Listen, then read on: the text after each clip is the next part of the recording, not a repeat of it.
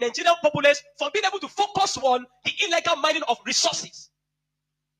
And any part of the north where there is resource, you find out that insecurity there. Recently, it has started in Kwara because there's a great amount of lithium in Kwara too that they have discovered and they're mining. So they partner with the Chinese because the people that does this illegal mining are the Chinese. They partner with the Chinese to be able to. So the bandits became the security men of Chinese and all those people to protect them. So that while they are mining, they can begin to cause chaos. Because while the people are mining and they are causing chaos, kidnapping, nobody will be able to focus on what the Chinese are doing and those people illegal mining. Every single day to this moment, I'm telling you, they are mining in those places. And they will take it to an airfield in the bush and fly it out of Nigeria. They are making billions of dollars from it every day. While people are being killed.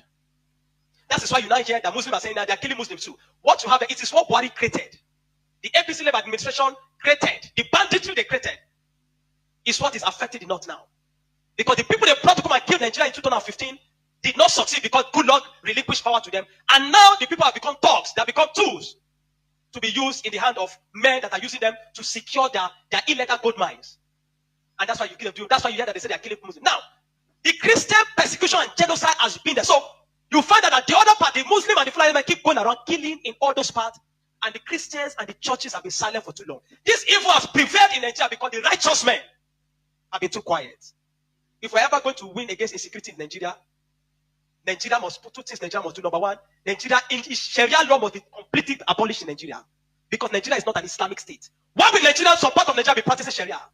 The law guiding them with constitutional law that believe that if somebody deserves to die because he speaks against his God. Can an Hausa man insult Jesus and I kill him for insulting Jesus? But somebody believe when you speak against Muhammad, you deserve to die. How do you live in a country with somebody that have that kind of mentality? The military have become complicit. They are compromised. Nigerian military cannot win this war. 20 years from today, I'm telling you, 20 years from today, this thing of insecurity will not end because there are people that are enjoying it, benefiting from it, and reaping from it. If Nigeria want to win this war, partner with America. Then they come and militate. I'm not sure I've seen that in Kanu yesterday, some people were protesting that they don't want America to come. Because they believe what they have been told is that if America is coming to kill Muslims, and the man says he wants to come and kill terrorists. But they are protesting. Anybody that is negotiating, people like Ahmed Gumi, Sheikh Gumi should be locked away. A terrorist sympathizer is a terrorist. A man that believes that you are not supposed to kill a terrorist is himself a terrorist. A man that believes that we should go and negotiate. How do you go and negotiate with terrorists? Because you see, terrorists are not just criminals. They are working with a wrong ideology. A man that believes that killing is to lose. How do you negotiate with a man that believes that killing himself is to meet their God in heaven to collect 72 virgins? How do you negotiate with such a person? A man like Sheikh Gumi should be locked away. A man like Ali Mohamed Shari should be arrested. You want to win against terrorism, you must go brutal. No nation win against terrorism by pampering them. The custom is taking rice, seizing rice from Nigeria and taking it to terrorists in the bush that they need to take care of them because they are human beings. No. The moment you become a terrorist, that you see that taking the life of your fellow human being is nothing, is to please a God, then you don't deserve to live. Children of God, I'm not going to ask you to pray because this is not a period of prayer. This is a period of action. Reverend Dr. Ezekiel from Jos, the man have been speaking, I've created attention. Not for once have they invited the man for interview because they don't want to give the man any airtime. But you see, any little thing they will call Gumi and give him microphone. Gumi, they are inviting Gumi up and down. The media is complicit. The Nigerian military are complicit. You can't win war with this Nigerian army, not because they don't have the capacity, but because they are compromised. Buhari created banditry. The people like Gumi and the rest of them, they are the people that facilitated the idea of Boko Haram. And today, some of them are your leaders in government. Most of them are moving free. Not one have been arrested. Kabiru Sokoto that bombed Nyanyan in 2011. When they rearrested him, guess where they caught him? In the house of Shetima in Abuja. What is he doing in the house of Shetima if Shetima doesn't know him? But today, Shetima is your vice president. How do you win a war where terrorists are ruling you? Where terrorist sympathizers are moving around? This is not a period to say we are praying. No! This is a period of wisdom. This is a period of action. Churches in the south have no idea. They sit in their cousin churches with us employing them. They don't know what it means to be in the north. They don't know what it means to be running for your life. That every Sunday in the church here in Kaduna, when they say let us pray, everybody's praying with one eye open. Because you don't know God might go up at any time in the church. The Nigerian church must rise up. There's an agenda. And if you read the minutes of that meeting in 2010 led by Isa Patami, you will not believe it. I have a recording of his messages.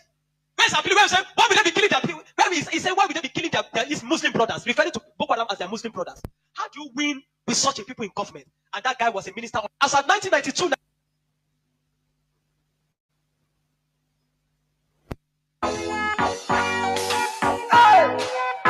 the bricks. Sunday. Oh na na na na na na na na na na na. Watch it out.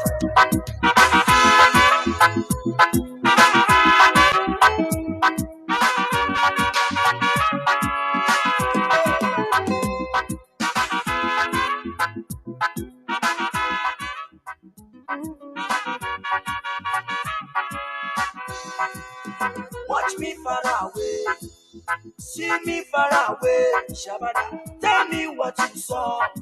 I will show you what I have, because I have myself. And think say na defense. Make you watch my back. Now wait till you they see, yeah. Unless you have the sense, you go like to pretend. Do not run away. Kind of over than you.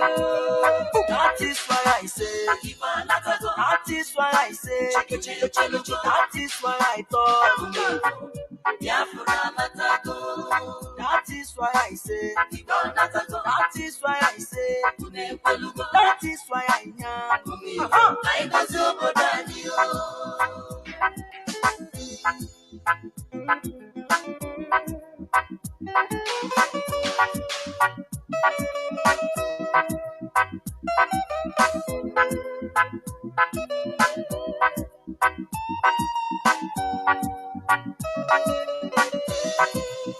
Ohaneze Ndigo, how na day? I don't come to speak my mind with no delay. Let them know say una eyes clear about una way. Watch out, many things they happen in that country you dey. So some people trouble upon people every day. Even when you dey, you go talk say you know dey. I need to understand why this one about. I need to understand why the truth apart. The promise that we got and nationalize. The promise we will live and no complaints. Watch me far away. Watch me far away. See me far away. See me far away. Tell me what you saw. I will show you what I have. Because I have myself. Then think say na defense. Make you watch my back. Now wait till you they see, yeah. Unless you have the sense, you go like to pretend. Do not run away. Kind of over than you. That is why I say, that is why I say, that is why I thought. That is why I say, that is why I say, that is why I am.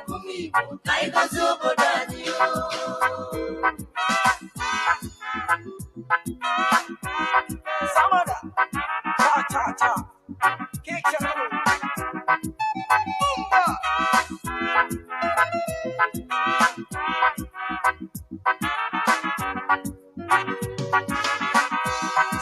I come back again to tell people say, now here we dey. We don't come to stay. I say no retreat, no surrender. We're living big, but no array. Look at the soldiers killing innocent Biafrans every day. Look at Islam is killing innocent Christians every day. It's depending me, it's depending me, it's depending me. Chupoki Kogyama, Ataranya say the maka, Ataranya say the maka. I know Ginaka, that is why I say, that is why I thought, that is why I know. That is why I say, that is why I thought, that is why I know.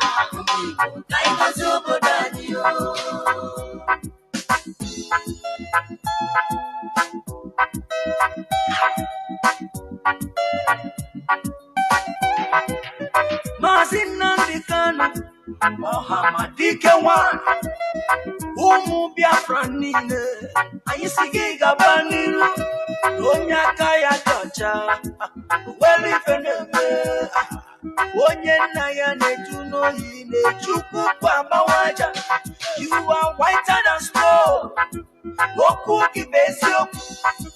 We stand where you stand. We say no secret trial. Onyinye chuku. Ezosika. Osiki. Ohamadike. No secret trial. Prophet Yahweh's young. Osiki.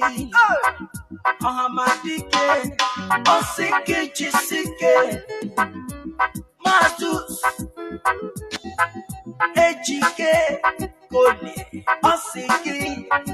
One day Muje Bije. Sikwa. No well if eneme. Oh well if enafia.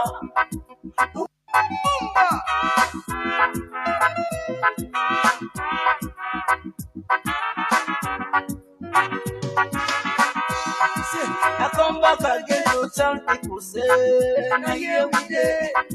We don't come to stay. I say no retreat, no surrender. We're living big, but no array. Look at the soldiers killing innocent Biafrans every day. Look at the Islamists killing innocent Christians every day. It's a penny me, it's a penny me, it's a penny me. Chupoki Kogama, Patranya say Maka, Patranya say Maka.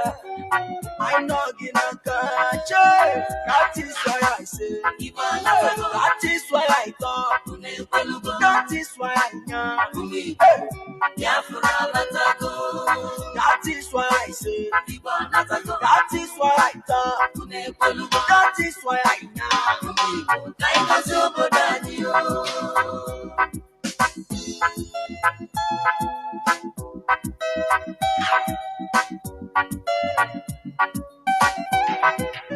Mazi Nnamdi Kanu, Mohamadike one.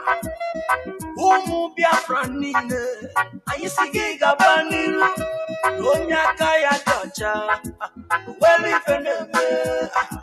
Onye naya netuno yine. Chuku kwa mawaja. You are whiter than snow. Oku kibesio. We stand where you stand. We say no secret trial. Onyinye chuku. Ezosika. Osiki. Ohamadike. No secret trial. Prophet Yahweh's young. Osiki. Ohamadike. Osiki Chisike. Matus. Ejike. Kone. Osiki. One day Muje Bije. Sikwa. No well if eneme. Oh well if enafia. Oh well if enako. Esi one name.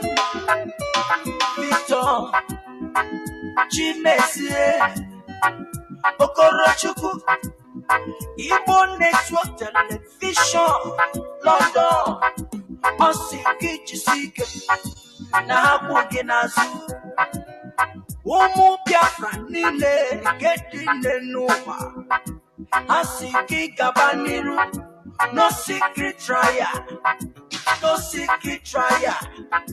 No secret trial. No secret trial. Hey! Watch me far away. See me far away. Tell me what you saw. I will show you what I have. Because I have myself, oh, then things say na defense, oh. Make you watch my back. Now wait till you they see, yeah. Unless you have the sense, oh, you go learn to pretend, oh. Do not run away. I know somebody, that is why I say, that is why I say, that is why I thought, that is why I say, that is why I say, that is why I know.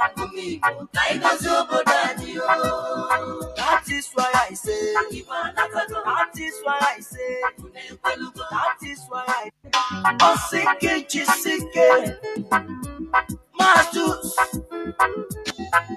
Ejike, Koli, Osiki, one day Muje Bije, Sikwa, no well if an eme, no well if an afia, no well if an actor. Esi one name, Victor, Chimesie, Okorochuku, Igbo Network Television, London, Osiki Chisike, Nahabu Ginazu, Umu Biafra Nile, Gedine Nova, Asiki Gabaniru, no secret trial, no secret trial, no secret trial, no secret trial. Hey! Watch me far away, see me far away. Tell me what you saw. I will show you what I have.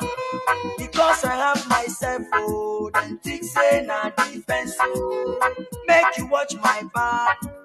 Now wait till you they see, yeah. Unless you have the sense, oh, you go learn to pretend, oh. Do not run away. Kind of that is why I say, that is why I say, that is why I thought, that is why I say, that is why I say, that is why I know, that is why I say, that is why I say, that is why I thought, that is why I say, that is why I say. Good morning, good afternoon, good evening, and good night, great Biafrans and lovers of freedom. This is Radio Biafra House of Service coming to you through Radio Biafra London. My name remains Mazi Chinedu from Alo province of Biafra land, and we are here live and direct. Today is the 26th day of November 2025. Thata Bobochurie. I hereby welcome each and every one of you to welcome your friends and well-wishers to this hallowed platform where we preach the gospel of both physical and mental emancipation, that you may know the truth, so that the truth shall set you free. Therefore, I enjoin each and every one of you to please call your friends and well-wishers, even your siblings and your foes, your enemies, in order to rally around their listening devices to listen, because the hour has come. We are simulcasting on different platforms. We are on FM 102.1 in many parts of Biafra land, FM 102.1 in many parts of Biafra land. Also, we are on satellite. We are on free-to-air satellite, please. For your information, on the radio section, you will tune in or zap Radio Biafra London, and you'll be hearing the gospel. Also, we are on IPOB Community Radio.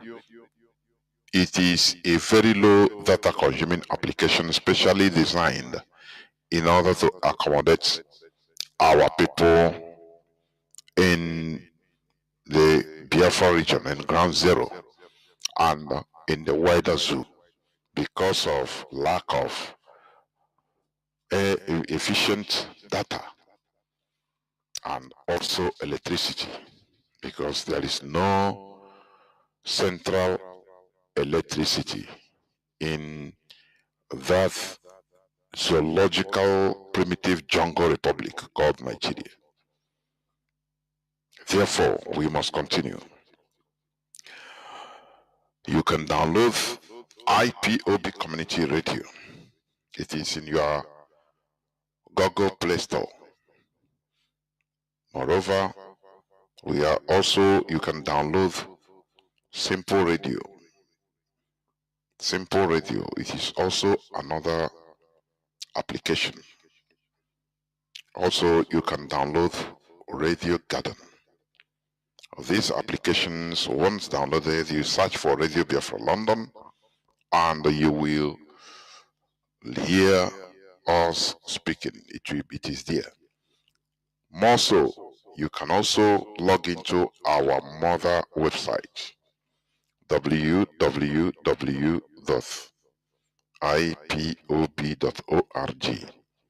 www.ipob.org. Once you log into there, you will see where it is written live broadcast, and you click there. Simple, very simple. You click there. Once you click there, you'll be listening to Radio Biafra London. Also, beside it, you will see where it is written donate to IPOB, support ESN. Support ESN through PayPal. You do that.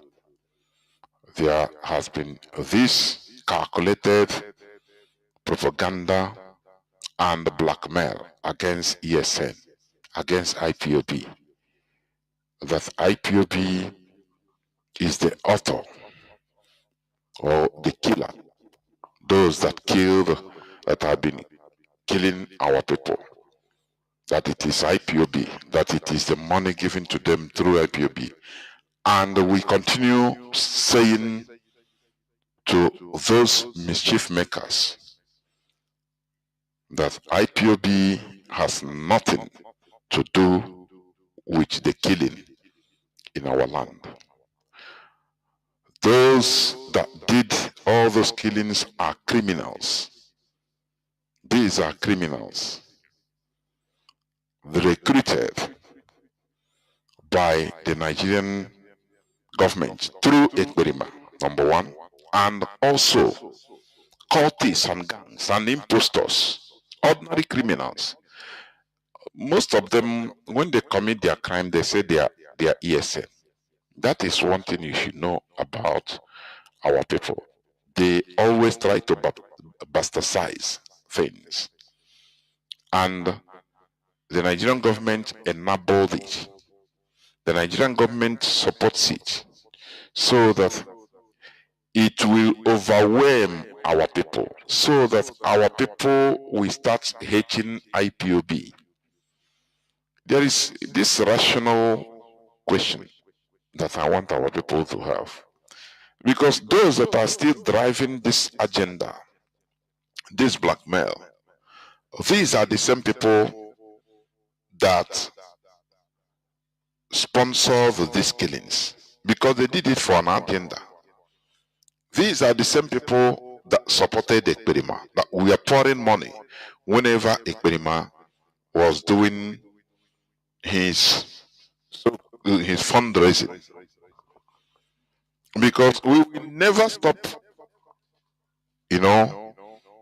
saying or bringing out the reality of what happened, because there are many mischief makers that are using this anywhere they are in the space, anywhere they use it to try to blackmail IPOB.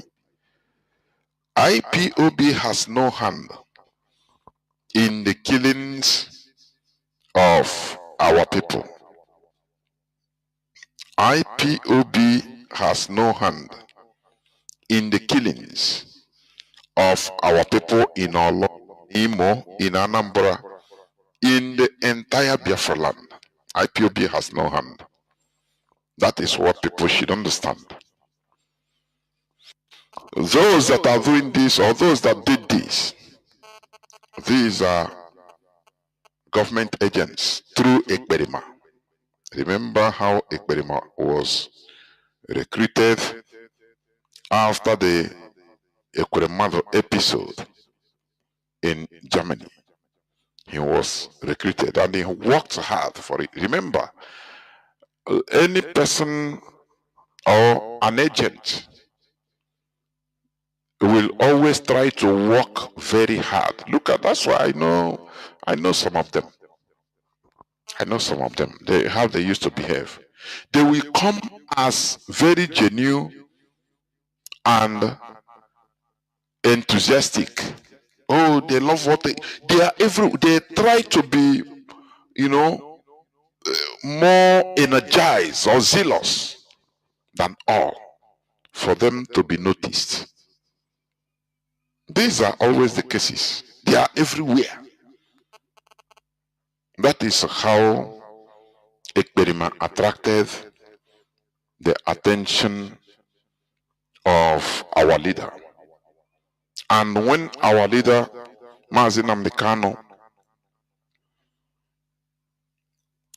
had a schedule through the recommendation of Nigerian agents in America, when Mazi Nnamdi Kanu had a schedule to be interviewed on his platform by Ekperima, many of us were mad. Even the IPOB family in Finland, they resisted. People, they resisted. They said, no, this shouldn't happen. Onyendu did not know this guy. That they are the people in Finland. They should be asked before any type of decision should be taken. And that is it. Because you cannot just come from outside and pick any person. You ask the locals, how is this person? How genuine is he? But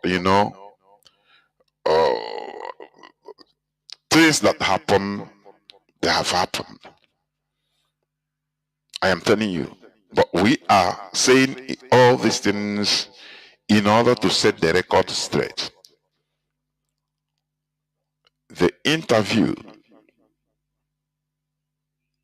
by Ekperima to Mazi Nnamdi Kanu, it was a complete disaster, even in IPOB. It brought in many, many questions and, Obagara internally. Say, why should this happen? Because the people in Finland, they know him, that he is anti-Biafra. But because of pressure to Onyendu from, wanting an agenda, it's not easy to stop. It's not easy. You see, agenda, it is not easy to stop. Something that has been set to happen, they pressure it. The agendas, they pressure it, they push for it through different methods in order to make sure that it is carried out. That is what is happening. Now that is what happened. That is, when you check it also in what is happening today in Nigeria, it is the same thing. It is an agenda that was put in place for it to happen. That is the Fulani taking over of everywhere. That is what is happening. Pressure from everywhere. They hire people, they pump money. That is what happened in the case of Ekperima. And Ekperima started by recruiting criminals, by, faking ESN, or bringing another parallel, gathering criminals, calling them ESN, plagiarizing ESN, because that is only thing their handlers or his handler or his handlers wanted. Just give us this, no, leave it, leave the rest. The Nigerian media carried everything, pinning everything down to you, IPOD, to ESN, because that is an agenda. Is what has been planned, so it works. Mazi Nnamdi Kanu fell into that trap upon the counsel of many IPOB, many against that, and they use him, and they started dealing with our people. They started you know, Ekperima group started rubbishing what IPOB is doing. They started enforcing sit at home that was never enforced in the history of IPOB. Sit at home has never been enforced. No. Our leader only talk to our people. IPOB talk to our people and they listen and they sit at home. No person has ever gone out to destroy people's properties, to kill people because of sit at home. It has never happened until Ekperima entered into the arena. Remember, Ekperima was promoted by BBC. Do you remember? Do you remember? Ekperima was also promoted by Obasanjo. That's why when I see people that fall out, say they are confused, I'm telling you, I don't regard them. I don't regard them, these people. They say, no, they were confused. That's why they made mistake and joined Ekperima. I don't regard them as anything. I look at them as either they are lying, they are mischievous, or they have low intelligence quotients. They have low intelligence quotient. It doesn't matter their degree in formal education. I don't care. Because I myself, although I know this guy was an agent right from beginning. But when I saw Obasanjo promoting Ekperima, he was on news. Obasanjo said, somebody that is more dangerous than Mazi Nnamdi Kanu is on the arena, he has come. BBC also promoted him that, he's a replacement of Mazi Nnamdi. Now, wow, people still continue to support this guy. Don't you see BBC in a mess today? I think the parliament grilled, it's a show anyway, I call it a show. The director of BBC, I think, is it the new director or the old one that resigned? It's a show in order to show the world, to show Trump that, no, this thing that happened is not a British UK's policy. No, it is how they work, how they function. Do you know that is a criminal offense? What BBC did to Trump is a complete criminal offense, is criminality. And that is why I don't know how the case is. Whether Trump, I read the other day that Trump snapped a $5 billion lawsuit against BBC. Because they edited his voice and put something that he did not say. The key words, fight, that made the people rose up and turned the people against him, turned the public opinion against him. Now I say, if BBC can do this to the most powerful person on earth, for him to lose the election, what do you think they have been doing all over the world to other people that are not people that cannot speak for themselves? Mostly Biafrans. What do you think they have been carrying out against Biafrans? What do you think? So, when I saw BBC promoting Ekperima, I immediately confirmed what I have already, that Ekperima is a complete Nigerian agent. Do you get it? A complete Nigerian agent. I put it here, I said it here on air, on Radio Biafra. In 2021, I shouted it. I will try to find out, I will try to check those broadcasts. In 2021.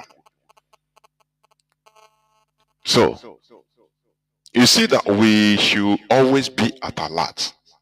That is, these crimes committed. How can IPOB championing for the restoration of Biafra to protect our people. IPOB that has been distributing seeds and seedlings to our people for farming. IPOB that has been encouraging our people to come down to our land to invest, to make our land workable. How do you think that IPOB will carry out killings of our people? Sometimes when I look at this world, I say no. The world does not make sense because human beings in it, most human beings in it do not make sense also. They pursue senselessness. You see all these mischief makers, they always talk about IPOB as if IPOB started from 2021. They forgot that IPOB started long time before 2021, before the coming of Ekperima, Simon Ekpa, into the arena, being promoted by Nigeria.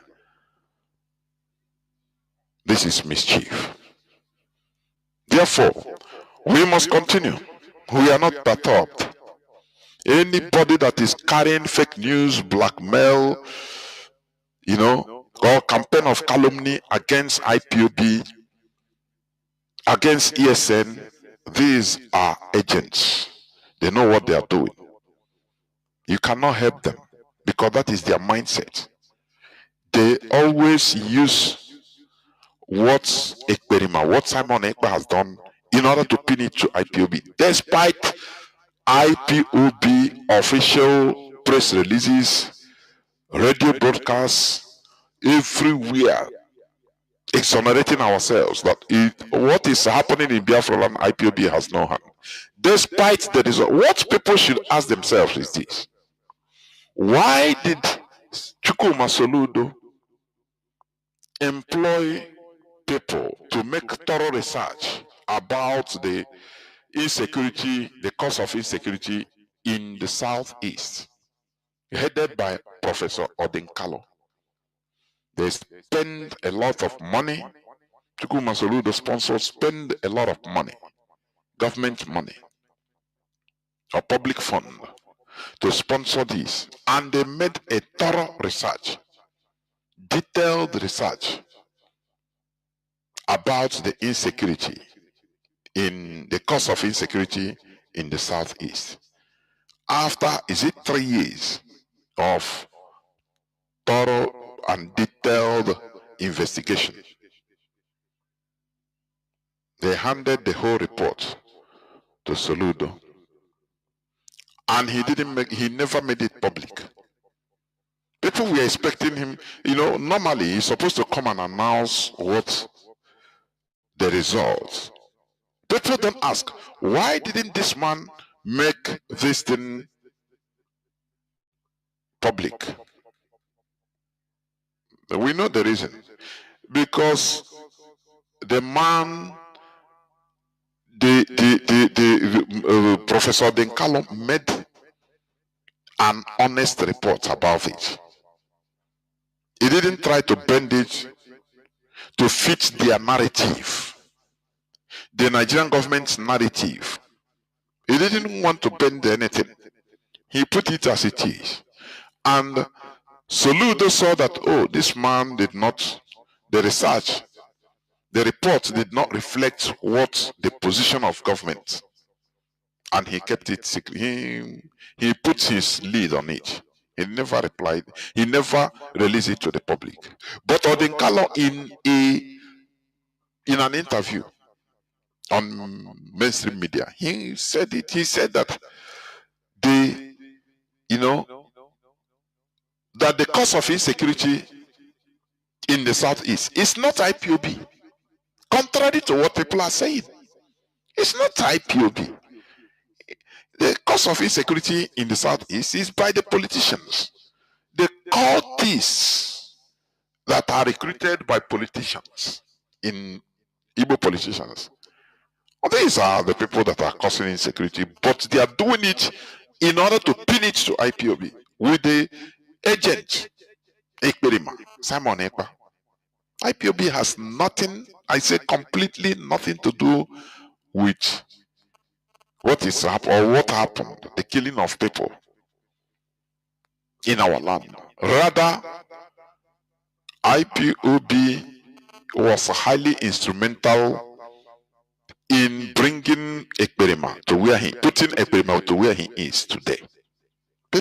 Some people don't know. IPOB worked very hard in order to put Ekberima to where he is today, in jail. And that is why the Danish government, they knew.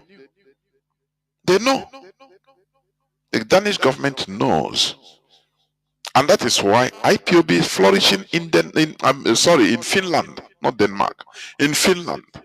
The Finnish government, they know. Finnish government knows that IPOB is completely innocent of what Simon Ekpa did. You know, sometimes you see Simon Ekpa, he say, no be Biafra I want, I go give one a Biafra.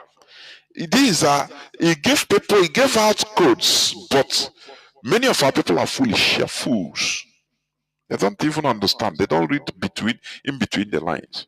Okwa Biafra, ngenye no Biafra, ono ga ho Biafra, ho anya. He brought death upon our people. We use criminals aided by Nigerian government. When you see also where these people camp or we are camping, you see Nigerian military everywhere, not so far from those places. We have intelligence reports and even people that escaped that, you know, Nigerian military is everywhere around that place, but still all these criminals, we are conducting their criminal activities, killing our people. That is why one of our iron ladies, which you know, continue hammering because she completely understood understood what happened. He understood the picture.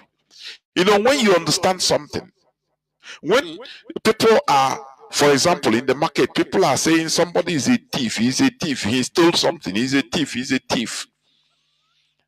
You know, people don't know detail. People in the market, most people don't know detail.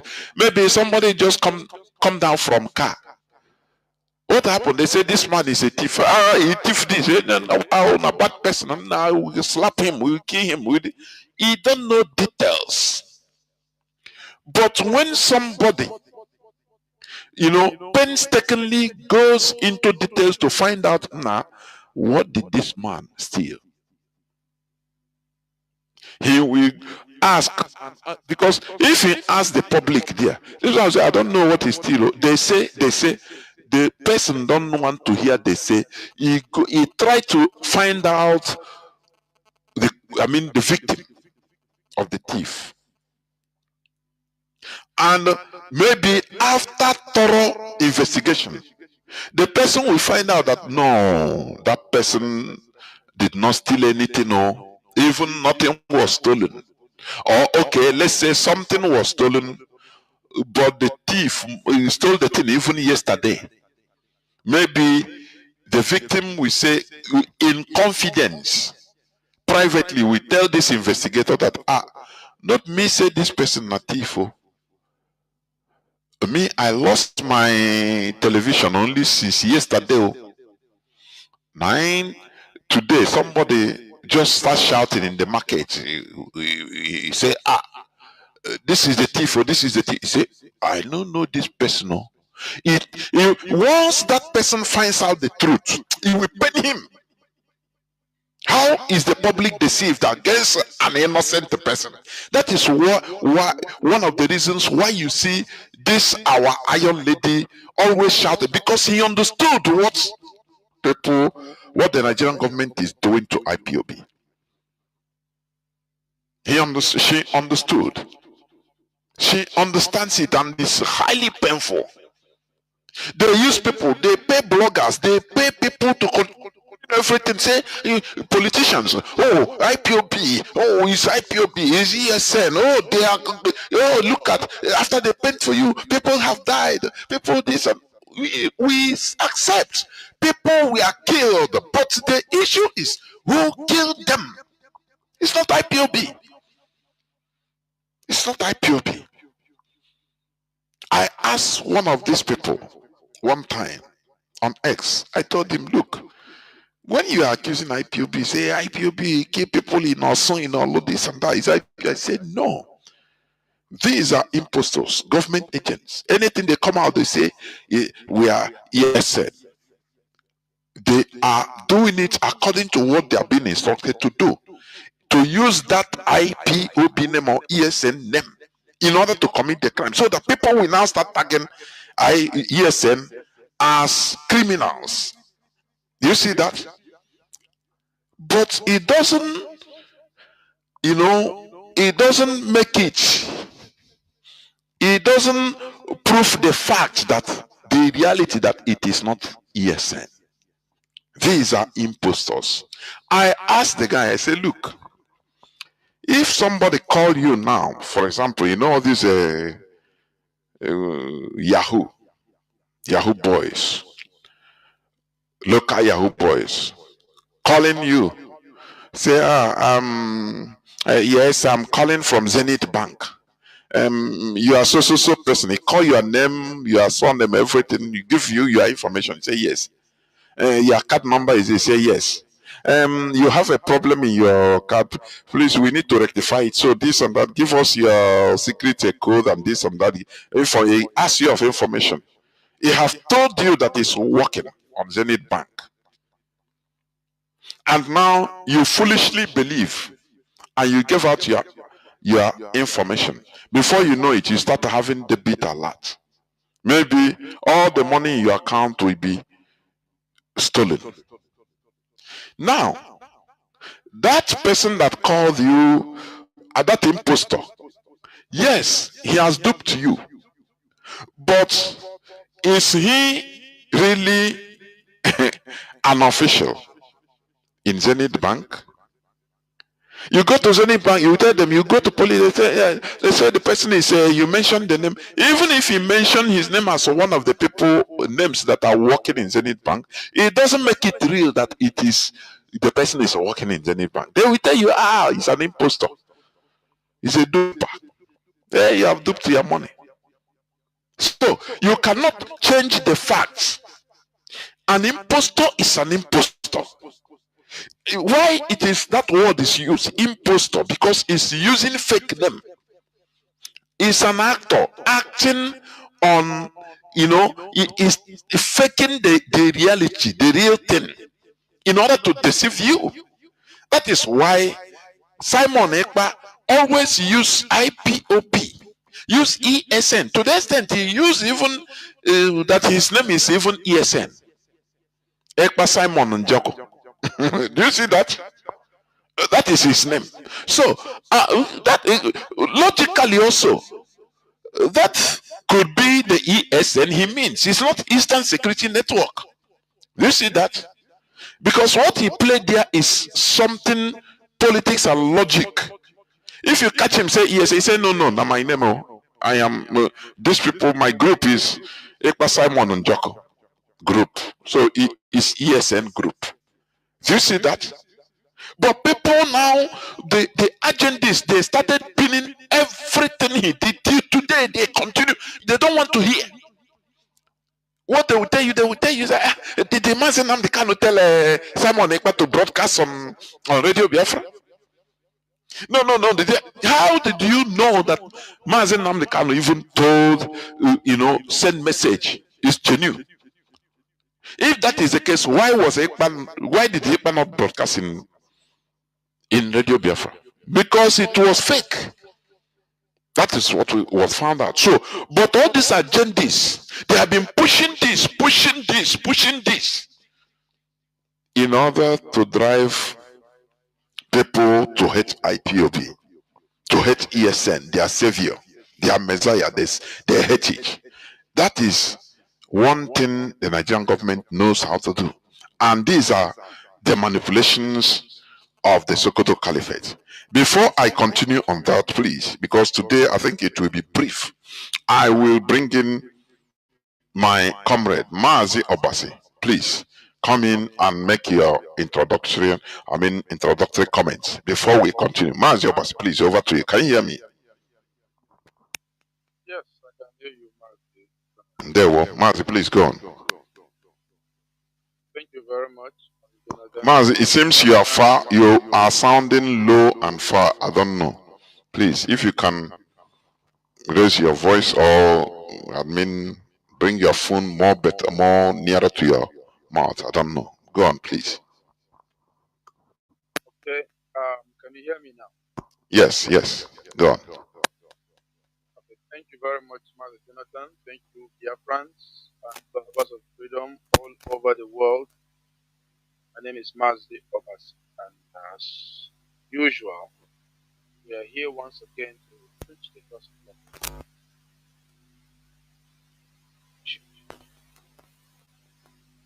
Falsehood, liberation from all form of captivity.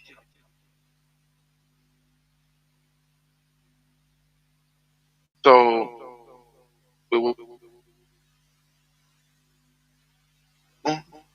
we are going to hear more, and we will share with you more of the information that you've been waiting for. Thank you very much. Thank you. We must continue. So, as you may know, do not forget that today is the 26th day of November 2025. Tata bo obochi orie. We must continue, and we continue on the series of the Sokoto Caliphate manipulations. You see what is going on. What the Christian genocide that has been going on, which is real. You see how the Nigerian government, the Sokoto Caliphate, is trying to downplay, to deny, to lobby, to do what they know how to do best. Now, I want to just bring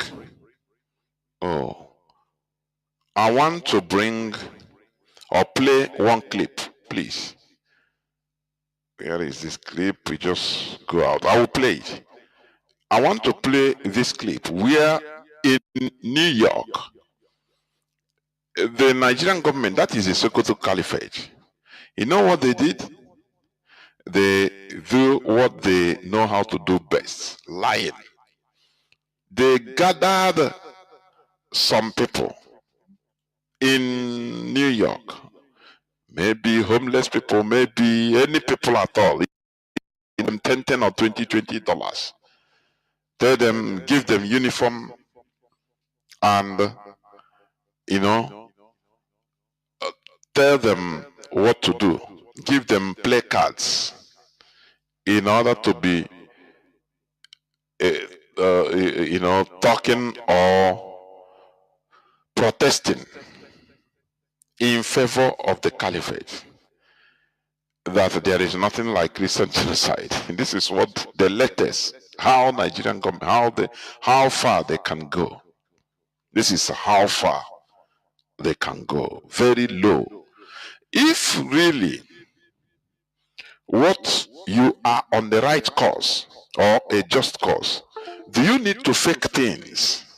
Do you need to go to this extent, lying, in order to achieve your goal, to convince the public, to convince people, to convince American government and American people that there is nothing like Christian genocide? Only this lie, this action should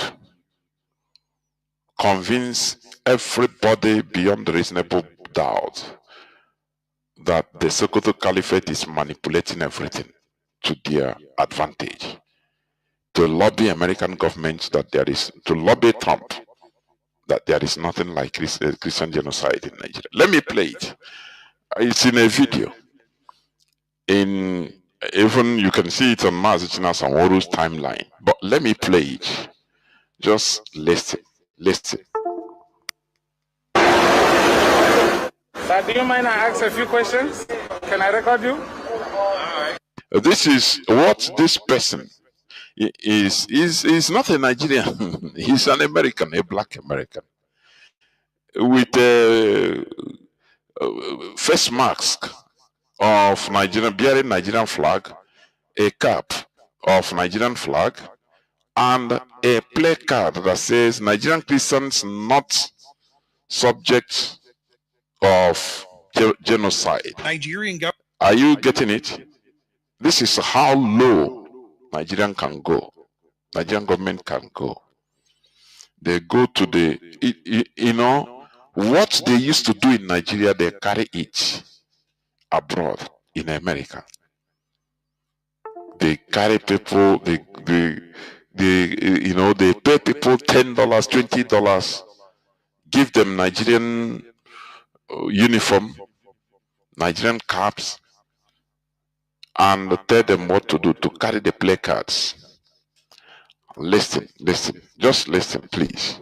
It's very, you know, very low. It makes Nigeria, although Nigerian government, they don't have shame. Even Nigerians, they don't have shame. So, what else won't they do? Listen. Sir, do you mind I ask a few questions? This is in the street of New York. In the street of New York. Can I record you? All right. I just want to know what is going on today. Well, this is protesting for Nigeria. Oh, for Nigeria? Yeah. For a stronger Nigeria. It's a Nigerian Christian, not target of genocide or ethnic cleansing. So what part of Nigeria are you? I'm not. You're not a Nigerian? He said, I'm not a Nigerian. But he's protesting. Okay. Let us take it that, okay, even any non-Nigerian can protest. But listen, continue listening. So how then you're not a Nigerian and you're protesting for Nigeria? Anybody's black. I protest for them. Well, you know, when you got to protest with the information and the stuff that is happening. No. So how do you know that Nigerian Christians are not the target? How did you know that? I don't know. So why didn't you have the placard? Well, look, I'm going to tell you. The interviewer asked him, the video asked him, if you are not a Nigerian, okay, no problem. How then do you know the placard you are carrying, that Nigerian Christians are not targets of Christian genocide? That is what he was asked. Just listen. Me, I protest for anybody. I help a lot of people. So you were paid to do this? Yeah. He said he protests for anybody. He's a professional protester. Professional. Just give him money, he can protest for you. Even if it doesn't make sense to him, he protests. Okay, he's working for his money. He's a mercenary. These are people there. This is how far Nigeria could go. Desperation of the Fulani Caliphate in Nigeria, the Sokoto Caliphate. It must be dismantled. Just listen, continue listening. It's happening. No. So how do you know that Nigerian Christians are not the target? How did you know that? I don't know. So why didn't you have the placard? Well, look, I'm going to tell you something. Me, I protest for anybody. I help a lot of people. So you were paid to do this? Yeah. He said he is paid to do this. He didn't because this guy, this particular person, he was a bit excluded from the group a bit. That's why he is able to talk. He said he's paid to do it. He didn't know what he was doing. They just tell him, okay, we need you to do this. We give you cap. We give you mask. We give you T-shirt and placard. Just after take the $20 and you go and within 1 hour, 2 hours, you are done. He said, what? I can do it. And that is what he's doing. He's a professional protester. Professional. As long as he's being paid. Are you getting what I'm saying? So you see that something that is real, factual, it doesn't need faking in order to drive to the point. I mean, to drive the point, it doesn't need. So you see how Nigeria government, how low they can go, how far they can go in order to manipulate people, manipulate American government. That is how manipulative the Fulani Sokoto Caliphate is. Oh, you were paid to do this? Yeah, I just joined in with everybody. Because I you did don't not care, know. black, white. No, I understand. It is good to support brothers, to support the culture, but also it is also good to protest and pass the right information, right? It's a lot of information going out here. You know what I'm saying? A lot of people twist a lot of things up. Yeah. I don't know for sure. But you got it. He said, he said, this our brother told him, it's good to protest, yes. But it is good for you to get the right information to understand what you are protesting for. He said, yes, there are a lot of things going on in this world, a lot of information. Everything is mixed up. You don't know what is what. So he better collect money and do anything as long as it's protest.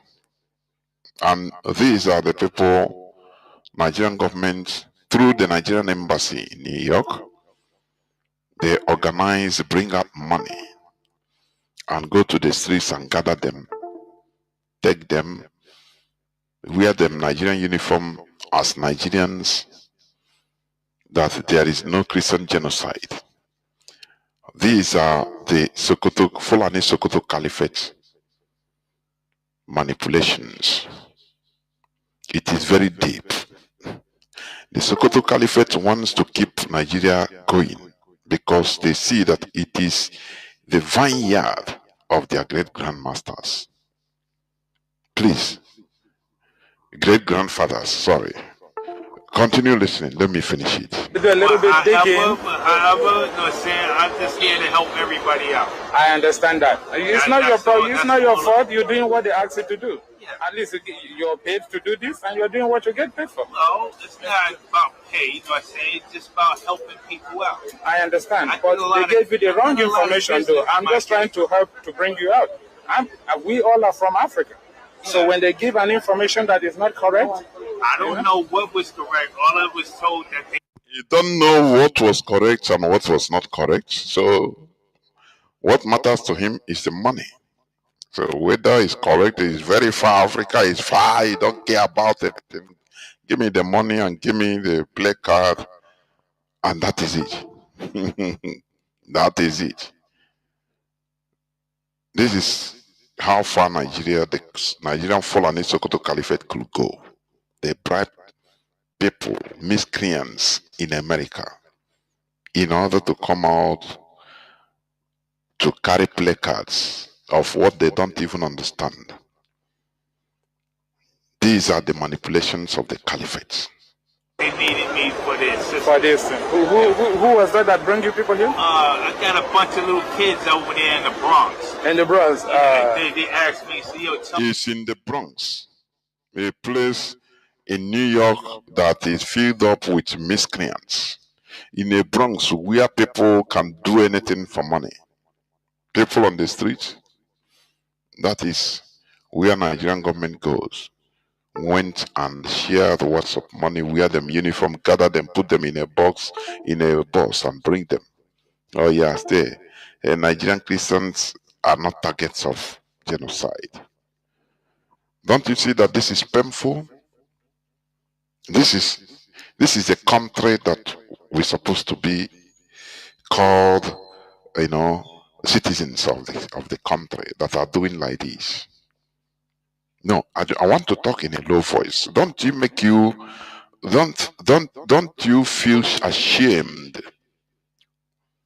You see, when you carry a Nigerian passport and they treat you as a garbage, this is part of the reason. Because the Nigerian government has no shame. This is so low life, honestly. They say that Nigeria government is nothing. It's a disgraced country. As Trump insists, it's a disgraced country. Let me finish playing it, please. But it's painful. No, we go over there and help us out. All right. So I decided to go over there and help them out. No problem. Thank you very much. I just wanted to know what is going on. Thank you.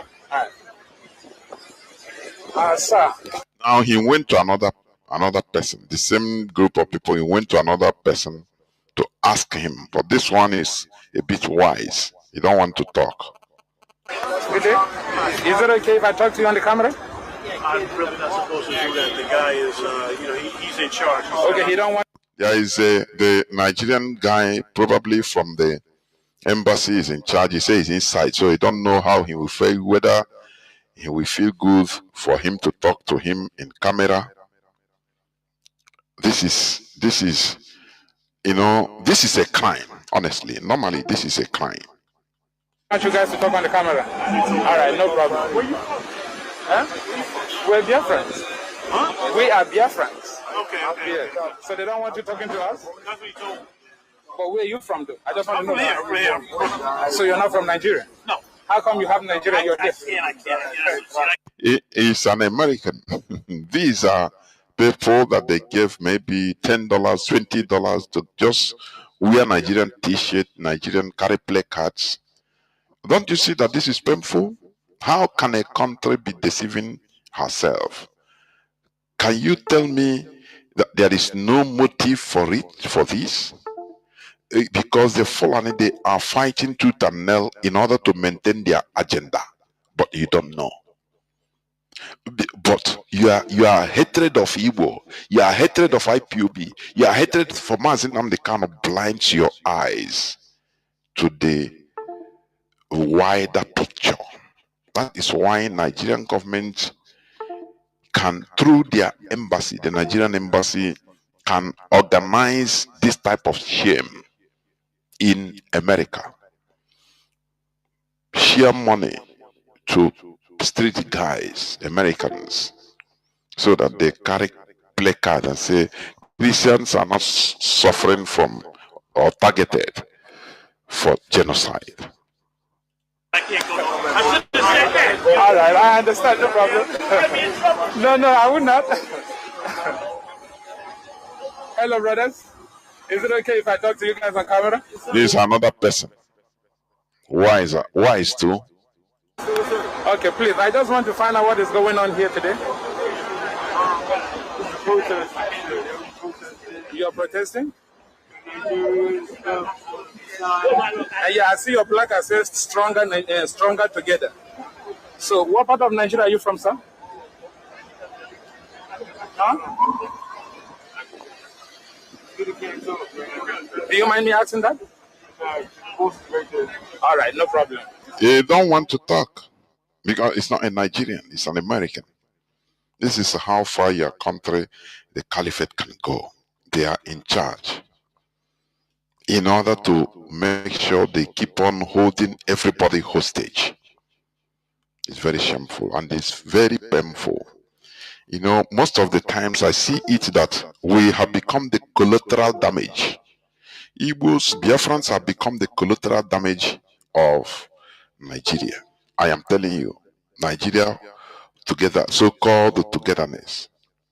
Igbo Biafrans in general are the collateral damage of the unity of Nigeria. Do you know one of the reasons? Bad politics of Igbo people. We are the worst in politics. We have talents, we have individual talents on everything. But when it comes to politics, 0 minus 0.00000 infinite. Infinitum. That is what we are. That is why we are the current collateral damage of the so-called Nigerian unity.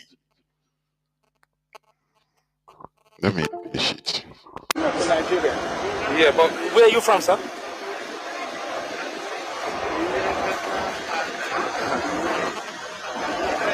So in no one talk because in boss don't come out. People will pay them don't come out. But this is bad. They ask them to come and help us. They are helping out. It's okay. They don't know You know anything. how much money they paid the person that is organizing it? It's all right. It's all right. Exactly. You should know why you're carrying placards and the reason why you're carrying placards. You understand? I can see my sister. I just want to know what part of Nigeria you're from.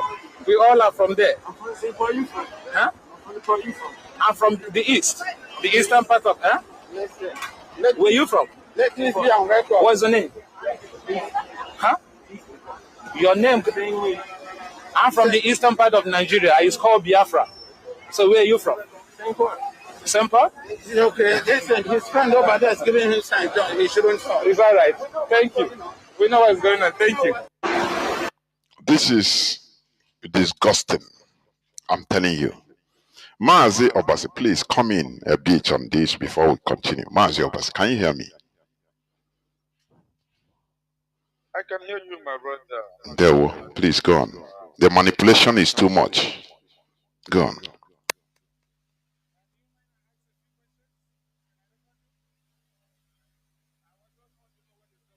Mazi, you are not speaking.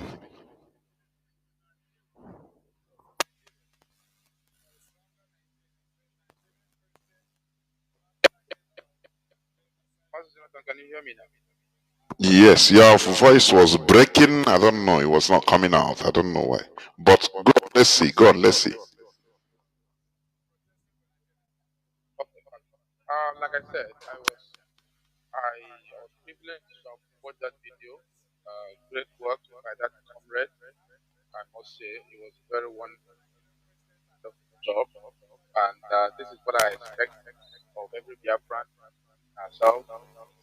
It was a great opportunity, and he took that initiative. But whoever it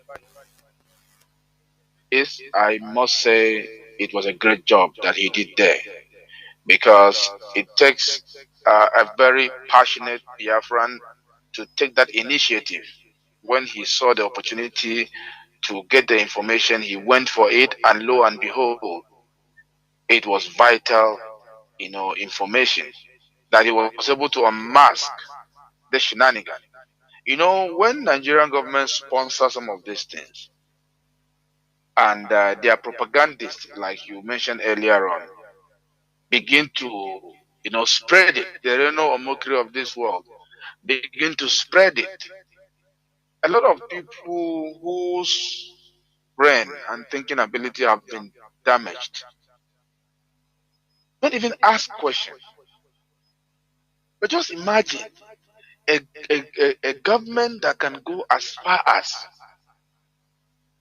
paying people, contracting people on a foreign soil to protest and deny the fact that a people have been unalived consistently, simply to maintain their lives and with the focus on the next election.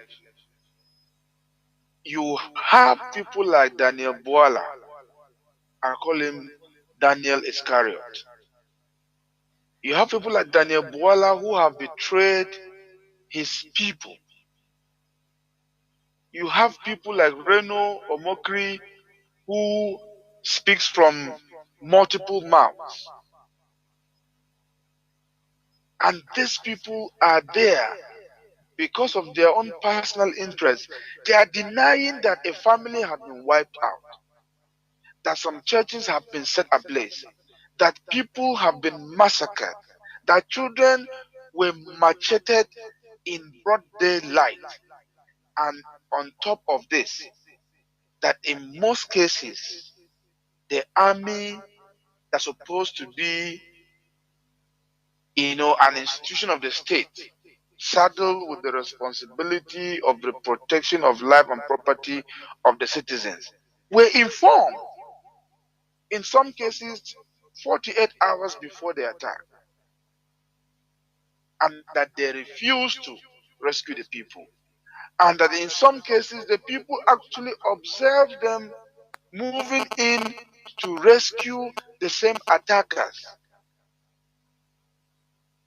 All these atrocities that is very evident in the news, in the people who experience this thing coming up. We listened to audio of a young lady whose mother and herself had to hide themselves at the instruction of their father, while the father and the elder brother stood there and expected the Fulani people to come so that they can act as a sacrificial lamb for the wife and daughter to survive. This lady narrated her experience of how her father was hacked down. All this experience, they spit on the grave of these people by paying contractors, contracting people to protest, contract protesters, only to lie to the world that this lady who shared her experience was lying, that this hundreds of people that were buried was not true. A government who is willing to go to this length, why should you be proud of being in that country? Why? Some of you who call yourselves Christians are there in the same government because of little stomach infrastructure, because of the little position you are enjoying. You decide to sell your soul to a government who is willing to pay people to deny the reality of an entire group, a reality of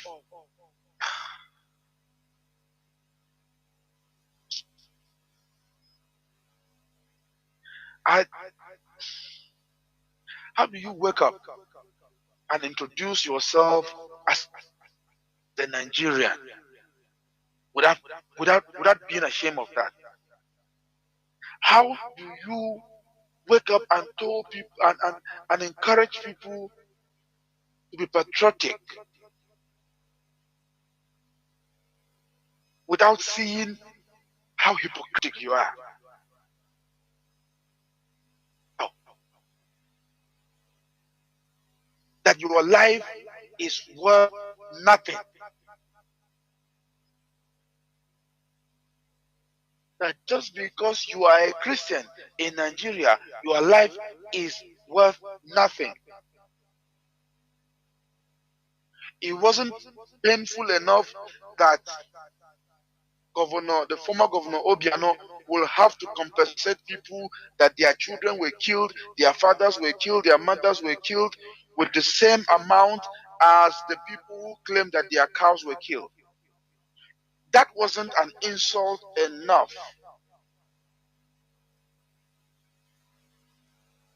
This government have to double down and contract protesters and pay them to go and deny that indeed there is genocide going on, when in reality the genocide is as evident as possible for even the blind to see.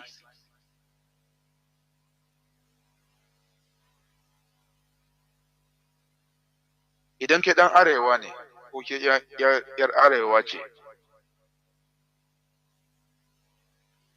wai ana gaya miki wai ko ana gaya muku wai Najeriya ai kasan ku ne. Idan kai Krista ne a kasan arewa, a Najeriya gabaki daya,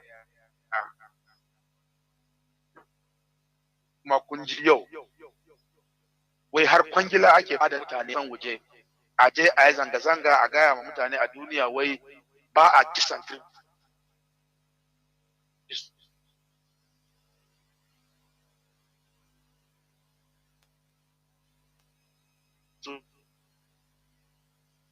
Maz, your voice is coming and going, please.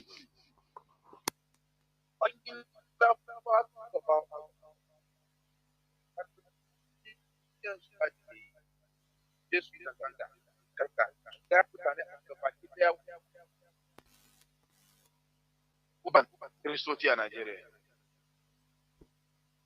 Is that okay? Yeah, go on, let's see. Go on, let's see. Okay. Wai ba yanzu ba wai ana biyan mutane.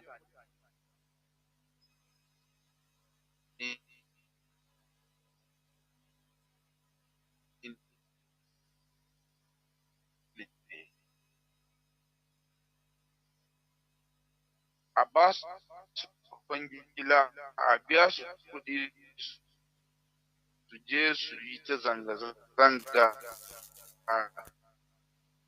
suna gaya mutane a duniya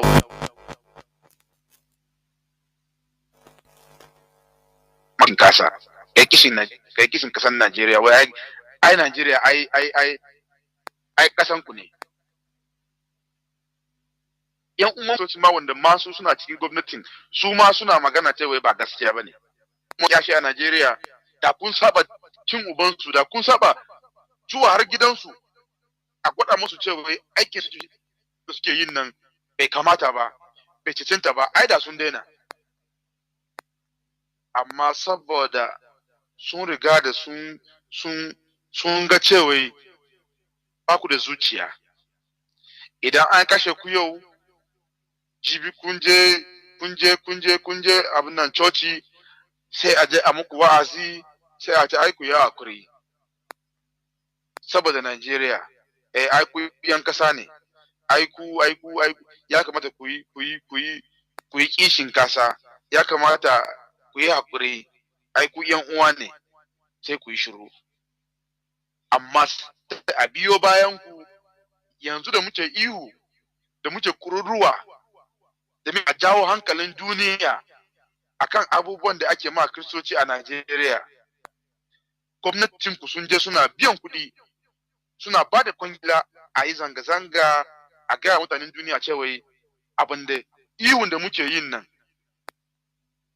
cewa kururuwar da muke yin nan ba gaskiya ba ne cewa ‘ya'yanku uwaninku babaninku da aka kashe sun nan ba mutane ba ne idan kuka yi shiru an ci gaba da irin wannan zaluncin da irin wannan cin amanan kuma ba ku komai to ai ba laifin kowa bane laifin ku ne amma ban ga cin amanan da yafi irin wannan ba a kashe mutane a kone gonakinsu kone gidajensu a kore su a kasansu a kore su a kasansu a kwace kasan a cinta sunan kasan sai daga baya in suka yi kuka suka yi ihu suka yi kururuwa sai a je kasan waje a samu mutane a dashi kudi a ce ku je ku yi zanga-zanga ku ce ba gaskiya ba ne idan akwai cin manan da ya fi wannan to a gaya min. Jonathan, please, I yield the mic. There we Mazi. We must continue.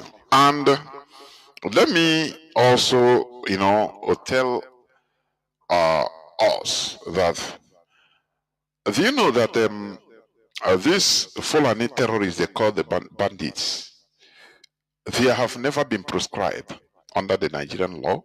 Do you know that?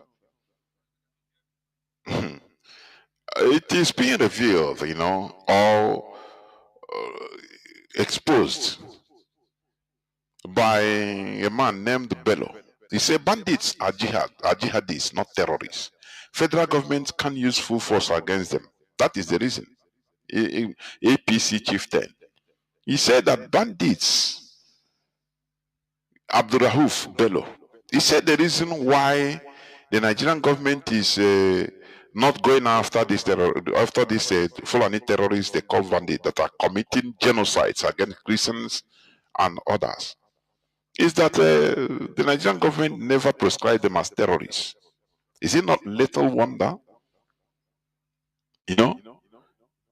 Is he not little wonder? He said, the bandits are jihadists because, to the best of my knowledge, I am not aware of any law enacted by the National Assembly of the Federal Republic of Nigeria declaring these people as terrorists. He added that it is a very great lacuna that has been hindering the federal government from giving the terrorists the treatment that Donald Trump is expecting from the Nigerian government. Do you see now the reason? Whereas the Nigerian military unlawfully proscribed proscribed IPOB. Do you see? But so these people that have been committing genocides against Christians and other indigenous population, they are not terrorists under the Nigerian law. Do you see the reason? Do you now see the reason why Soludo said that the whole people that he arrested from the bush are Igbo youths? It's right. Because he cannot arrest all these bandits. Killing people by the terrorists, by the Fulani headsmen, is not a crime under Nigerian law. They are not terrorists. So they can kill you as they want. That is what it means. And that is why they are paying ransom to release kidnapped victims. Nigerian government. Paying ransom, what does it mean? By a government encouraging the terrorists to continue. Encouraging them. That is why in today's news headline also, it says terrorists mock Tinubu government in video. Insists Kede school girls were not rescued, but freed after peace deal. So they can make video, these terrorists can make video and do everything. We see even one of the bandits talking about how they can kill and destroy farm, they kidnap people, kill people, anybody on video. But it's not nobody goes after them. Do you see that? But somebody, an evangelist, let me see. An evangelist that exposed or made video of, let me see, let me get it right. Yes. There was a video made by an evangelist, Nasarawa evangelist, detained by police for posting video of alleged bandit attack on church crusade. That is November 26th, today. He has been detained for exposing the terrorist attack in a crusade where people are running. Don't you see that there's something wrong in Nigeria? Nigeria is wrong, honestly. Not something wrong in Nigeria, but Nigeria is totally wrong. The terrorists will make video, they cannot go to them, they cannot arrest them, nothing. But somebody will make video to expose what is happening, they will go after the person. Don't you know that there is an agenda? The same way Sheikh Gumi was going around being the celebrity, national celebrity in Nigeria. Every media, Nigerian media, even Nigerian Television Authority, he is giving president a terrorist commander, Sheikh Gumi. Do you know that Sheikh Gumi was arrested and detained in 2010 in Saudi Arabia? In 2010, let's go back. Let me read it a bit. In 2010, a popular Kaduna-based Islamic cleric, Sheikh Ahmad Gumi, was arrested and detained for over 6 months by the Saudi Arabian government for allegedly relating with Nigerian underwear bomber and terrorist Farouk Abdul Muttalab. Yes, you remember that shoe bomber that failed, that is serving multiple life sentences today in America. It is his boy. This is the people, the type of people Nigerians are romancing, bringing him to NTA, bringing his voice, making his voice to be heard. Whereas in Saudi Arabia, he was detained 6 months in Saudi Arabia in 2010, not the one he went last time in during the Hajj of 2025, and he was deported from Saudi Arabia, the same Saudi Arabia. No, 2010. Nigerians are what matters to them is IPOB. Is the IPOB, is Igbo. Their hatred will destroy them. The hatred of Igbos will destroy them. I am telling you. Now, let me read. Sahara reporters gathered that Gumi was arrested in February 2010 in Mecca on the request of the United States government for exchanging email with Abdul Muttalab, that is the terrorist bomber. Maybe had it been that Muttalab didn't fly to America, arrested, had it been he was in Nigeria, Sheikh Gumi will be advocating for him. People like him say, no, he's repented. No. Put him. Maybe in Nigeria, he would have become a general in the Nigerian military. That is how the Sokoto Caliphate manipulations are going on in Nigeria. Nigerians are sleeping. They put them in a sedation with Igbo hatred. Anything they say, once the Nigerian hears IPOB, hey, he say, okay, if let the status quo continue, let the massacre continue. Instead of IPOB to get it, instead of Igbos to get anything, let the massacre fall and massacre everybody. Don't you see that there's something wrong? It was learned that the Islamic cleric who is currently advocating for bandits in Nigeria to be granted amnesty and not called criminals after meeting them was arrested after the US security browsed through Abdul Muttalab's email and found out that he corresponded with him shortly before he attempted to bomb a plane on December 25, 2009 in the US. He gave him his blessing, said, go, you are doing the work of Allah. Go, bomb. He gave him blessing and sent him message, which he will, after going to heaven, he will send to Muhammad, the angels there in heaven with the virgins. Gumi was first taken to Jeddah, but was returned to Mecca and put under house arrest for many months before the intervention of the Nigerian government. The same Nigeria. How can Nigerian government be intervening for people like this? Tell me, if it's not a terrorist country. Can you tell me, for goodness sake? This was in 2010. It is a terrorist country hijacked by the Sokoto Caliphate. It is not today. Who was in power in 2010? I think, was it Mazi Obasi? Who was in power? Is it Yaradua, Yaradua, or Good Luck Jonathan? Mazi Obasi. Who was the president of Nigeria in 2010? Is it not, this one stopped tonight? It's Good Luck Jonathan, yes. It was Good Luck Jonathan. Do you see that? Good Luck Jonathan, 2010. Because this guy, Obasanjo, handed over power to this guy in 2007. 2007. Yes. 1999 to 2007. And this guy took over. Yaradua. 2008-9. I think he died in 2009. And this guy took over. You see that? So, for you to understand that the Sokoto Caliphate is in charge of Nigeria, irrespective of who is the president. Bring a pastor to be the president. They are in charge. Don't you see the governor of Benue State?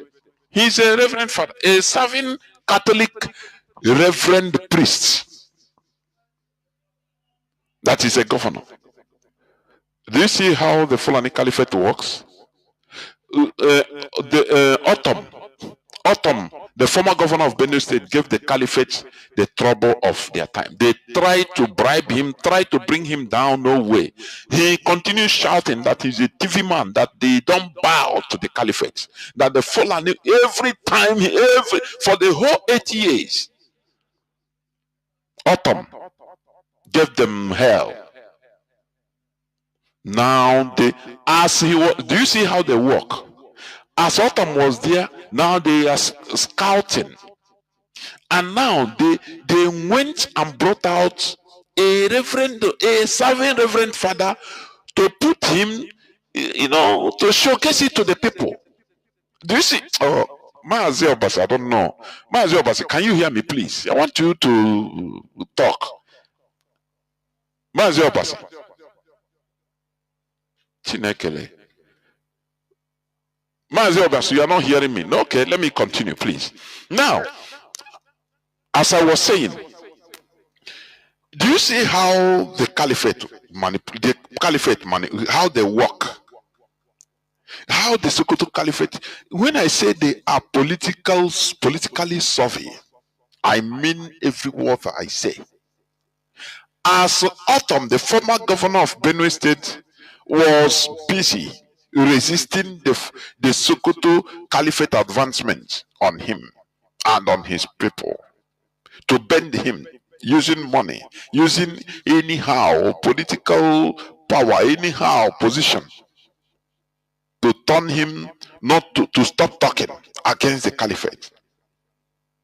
They continued scavenging for a muktabaret, for a representative that will be acceptable by the Benue people. Oh, Chineke, these people.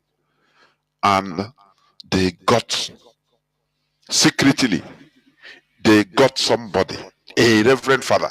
They say this is perfect, because the people will see him as a man of God, so he will represent them, not knowing that they have given him the virus, written agreement, and he signed, and that he will represent them to the last as a willing tool.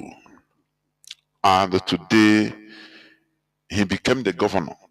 Shouting, oh, grandfather, oh, you will be even more active and stubborn than Autumn. We got somebody. They don't know that he's a fake human being. These are the Sokoto Caliphate manipulations. They are good in what they do. I give it to them. They are good in manipulations. They are good. Before you can understand their manipulations, it's too late. Abagoge. The same reverend father is the person that was saying publicly that there is nothing like Christian genocide, whereas his Benue State suffers this Christian genocide from the Sokoto, from the Fulani terrorists, much more than every other place. He came and he raised the whole thing that Autumn had been saying.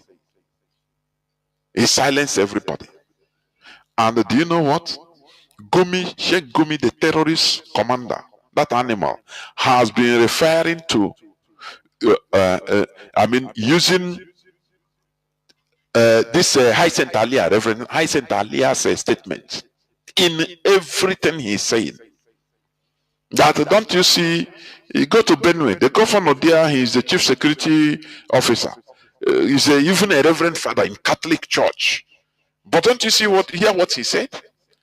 He's telling it, he's, spreading it to the whole world. That look, this is how they behave. Once they put their agents, and, let him say something, let him do something, now they will push it. That is how they use experiment. Just do this, don't worry, do it, and let them announce that they are IPOB, they are ESN. Finish. Leave the other thing for us. Continue calling IPOB, ESN. Continue calling it. Once you kill people, woto, you say we are ESN. Tell them. You claim responsibility of everything. Now leave every other thing for us. That is how the Sokoto Caliphate functions. Let us open our eyes to understand this. Benue State, current Benue State governor will give you an example that all that glitters are not gold. They use your sentiment in order to deceive and control you. That is it. So this man, Sheikh Gumi, was maybe the spiritual master of the shoe bomber, Abdul Matalab, that is serving life sentence. But Nigeria government is celebrating this Sheikh Gumi. Is moving around a terrorist. It all tells you all you need to know. Abdul Muttalib then, I continue reading, 23, has unsuccessfully tried to detonate a bomb wired to his underwear aboard a Northwest Airlines flight from Amsterdam that was about landing in Detroit, Michigan, with 289 people on board. The device failed, but the terrorists became enveloped in a fireball that spread to the wall and the carpeting of the plane. 4 passengers quickly restrained him and helped put out the fire, witness said, and he was escorted up to the first class section of the plane and taken into custody by U.S. authorities when it landed. Abdul Muttalib later acknowledged in a courtroom statement that he had traveled to Yemen and was greatly inspired to participate in such a plot by US-born militant cleric Anwar al-Awlaki, who was killed by US drone strike in Yemen in September. Okay, this is the person that was communicating with Sheikh Gumi in 2010 before he carried out his dastardly act. But the same person is a celebrity, a respected statesman, respected cleric, as Nigerian media will call him in Nigeria. Tell me, what a country, tell me, what a country. These are the manipulations of the Fulani Sokoto Caliphate. Because the reason why Sokoto Caliphate was established in the first place is jihadism. It was established through jihadism and the continuous jihadism. In order to do what? In order to subject every other indigenous people around them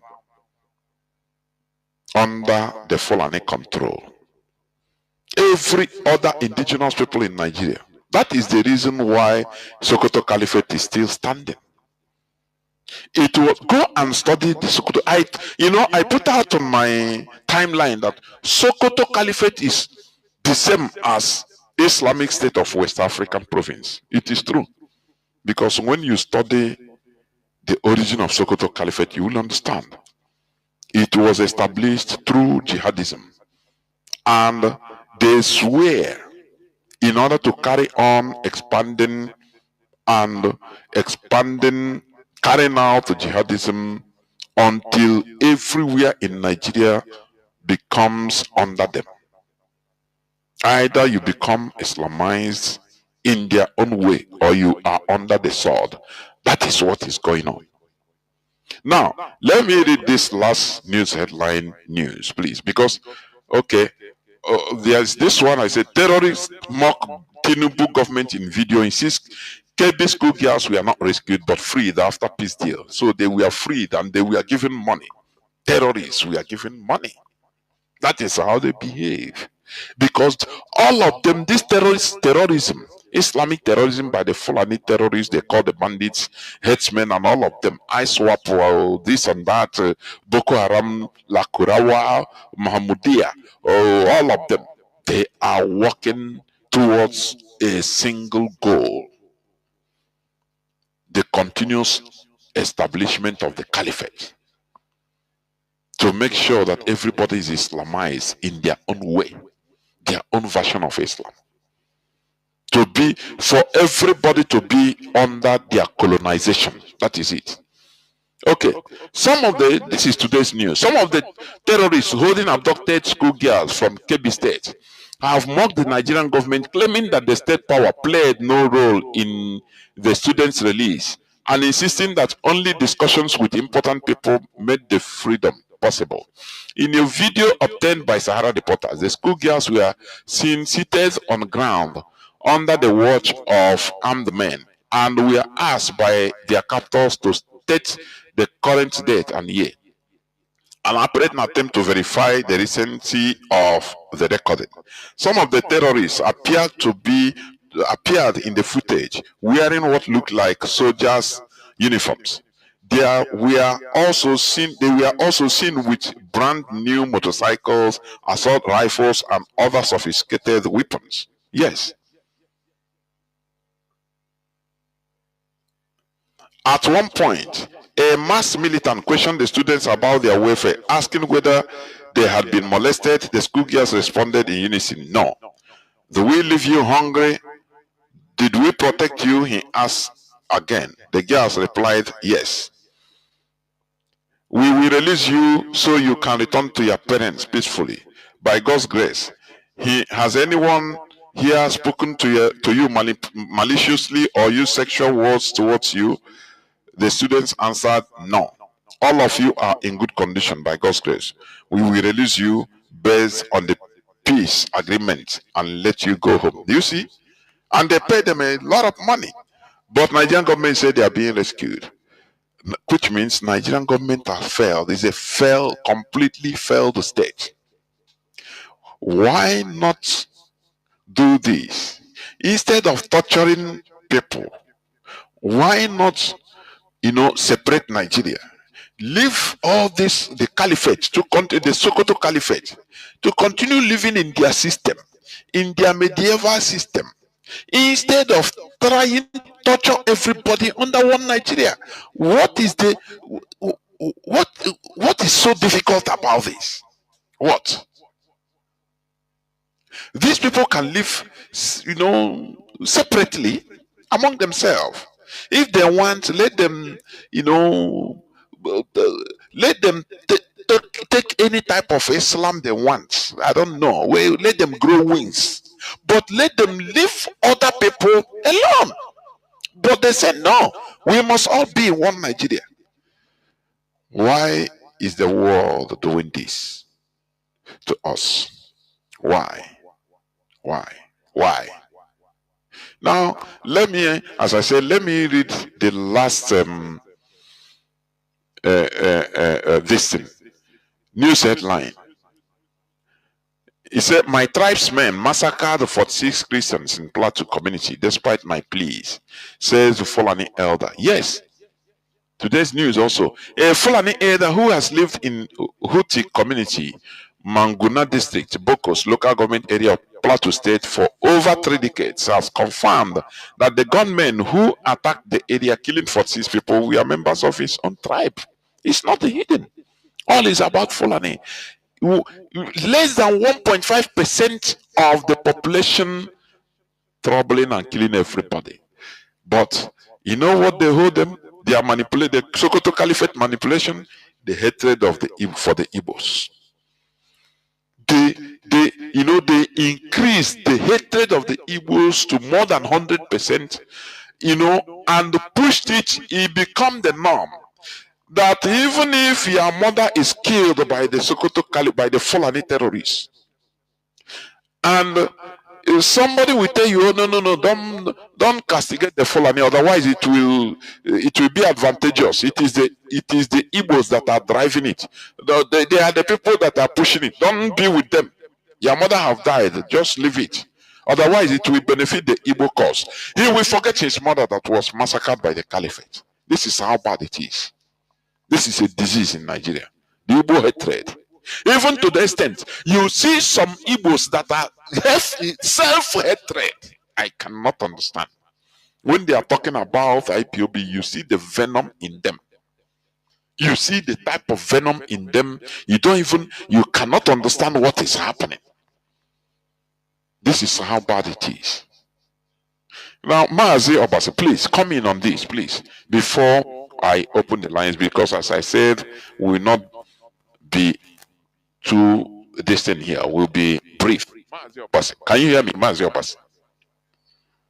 Yes, I can hear you, Mazi Jonathan. I hope this program coming out. Yes, go on. It's coming out clear. Mazi, Jonathan, thank you very much. You see, we continue to talk about the manipulation of the Sokoto Caliphate, and a lot of people think we are just making noise. A lot of people think we are just calling these names. And the last time I tried to take us back to the formation of the national, what do they call that, their association, the NSCIA, the national whatever of National Islamic. affairs. Yes, yes. You know, when it was formed, National Council of Islamic Affairs, something like that. It is one of the beginning of the positioning of the caliphate to manipulate the political system of Nigeria and rule everyone. That was the first, foundation. That was a structure that was laid and put in place to ensure that this movement of protecting the Fulani interest is solidified within the Nigerian system. And it's important that we understand that this wasn't just something that they just woke up one day and decided they were going to, do something one day and stop it and do it. No, it is consistent. It has been woven into the fabric of the Nigerian political system. And this they have always done under the facade of national unity.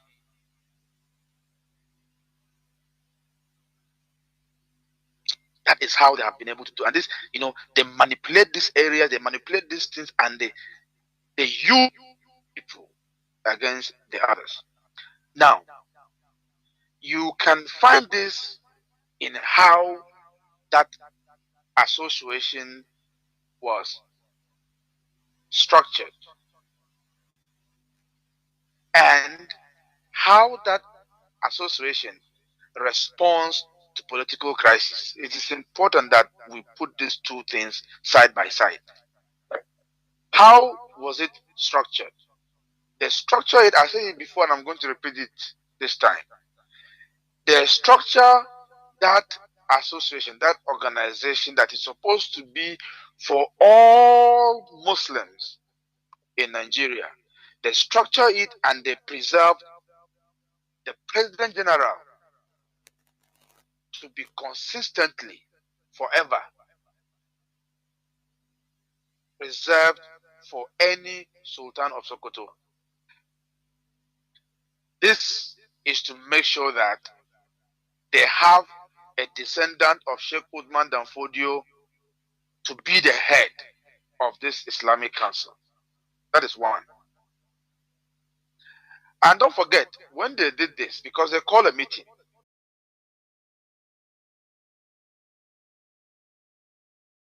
of all the Muslims all over Nigeria, and they went. When they did this, the Southern Muslim protested, but they had to concede in the end. They made sure that the vice president general North, again, is preserved for the Shehu of Borno. As if this was not enough, are you also aware that the position of Secretary General and the National Treasurer was initially preserved again for the Fulanis?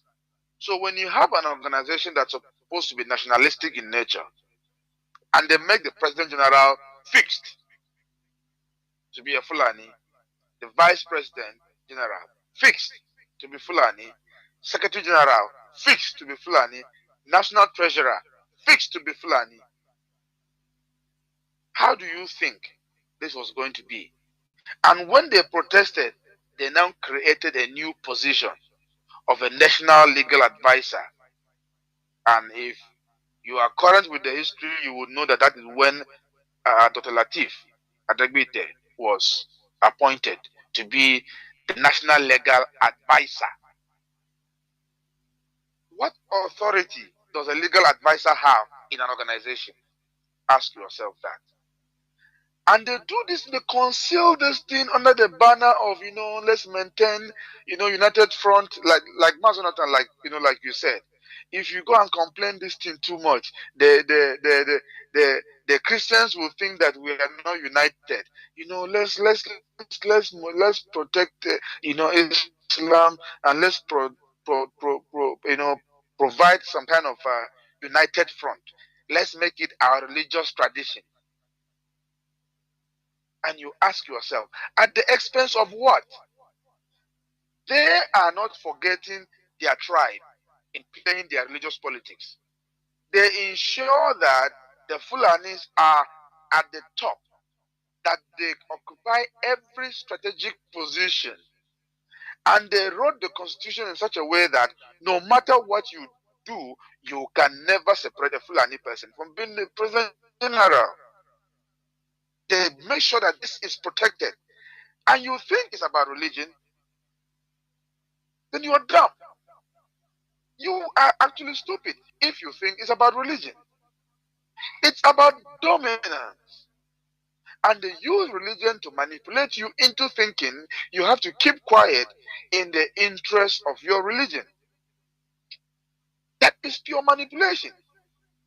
Now, let me ask you, for you that is listening, when the election of Chief MKO Abiola was annulled in June 20 in June 12th, on June 12th, 1993.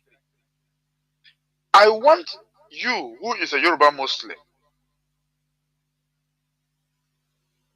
to search through the archive and tell me any single statement that this Islamic Council, I don't know, for some reason I've forgotten the full name of that NSCIA. Mazi, I don't know if you can remind me. Yes, national. Tell me one single statement that was released by these people to condemn the annulment of this election of Abiola. And I'm asking this question because MKO Abiola was...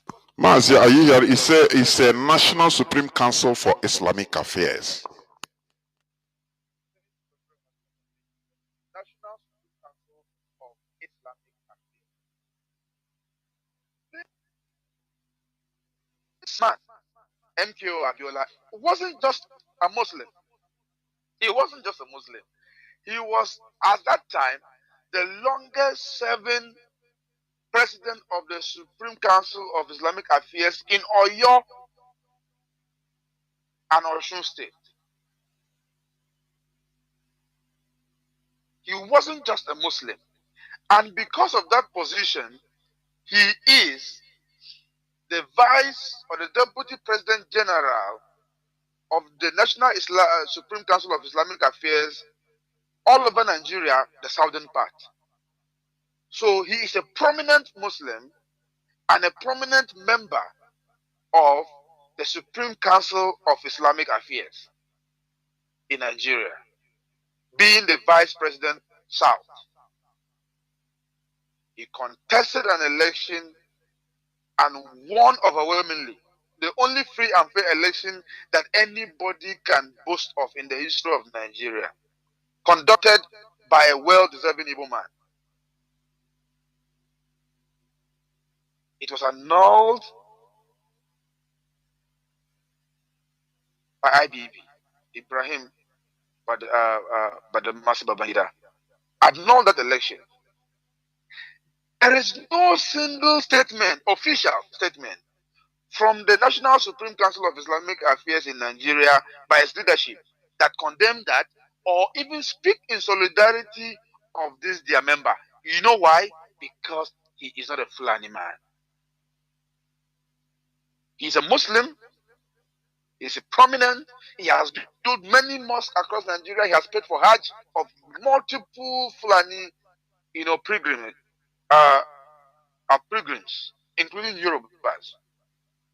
But when it matters the most, they chose the side of a northern Fulani interest over the side of a Muslim Yoruba, because it has always been about Fulani and not about Yoruba. It has always been about ethnicity and not about Yoruba. One of the controversial statements that was made by the then Sultan of Sokoto, Alhaji Ibrahim Dasuki, was telling Abiola to accept the annulment as the act of God. Do you think this Sheikh or Alhaji Ibrahim Dasuki will have said this if it was a Yoruba president who annulled an election that was won by a Fulani presidential candidate? Do you think that Alhaji Ibrahim Dasuki, the Sultan of Sokoto at that time, and the President General of the National Supreme Council of Islamic Affairs would have made that statement and asked his brother, the Fulani man, to accept an annulment of election as an act of God? Do you think so? But no. He made that comment. Despite the controversy, he does not care. And that is how they manipulate. Because they do this by telling you, even though we have taken the President General, the Vice President, Secretary General, Treasurer, please, we beg you, just take this legal advisor, and please don't condemn this thing. You see, don't condemn this thing, so that the people will not say, we are not united as Muslims. Meanwhile, the underlying interest for that body language, for that posture, for that policy is not about Islam. The Secretary General at that time, that was later given, Dr. Adegbite, after he was given legal advisor and complaint was too much, they gave him Secretary General. He publicly condemned the annulment of Abiola's election. But ask yourself, why didn't officially that organization come out and say, this our member, our prominent member, has been denied his right. Let's protect him. Nah, but the Sokoto had to maneuver in the interest of the Fulanis and align with the military government and continue to conceal their tactic of manipulation and blaming the structure and leadership and everything. And at the end of the day, they will point to you and say, hey, if we fight, they should take advantage of you. While they are manipulating you. By so doing, they continue to ensure that their interest is the only interest protected and preserved by the continuous, existence of that contraption called Nigeria. Nothing more. So on Radio Biafra, now that we speak, it's not just it's about everyone. It's about you knowing what the real enemy is. We are not here to manipulate you. We're giving you facts. If there's anything we say that you think is not factual, please feel free to present it. Give us a contrary evidence that shows what you are saying. What I have listed to you, what Mazi and I have spoken, is about the news today. It's about history. It's there. And this same alleged that he also become the national security advisor to Goodluck Jonathan. And all that with the Boko Haram and the armed, whatever, it's all about it. It is all history now.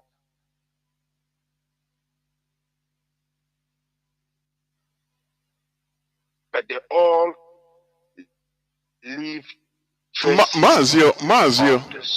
Mazio, do you see, you know, Mazio Basi, do you see every, Mazio Basi, can you hear me?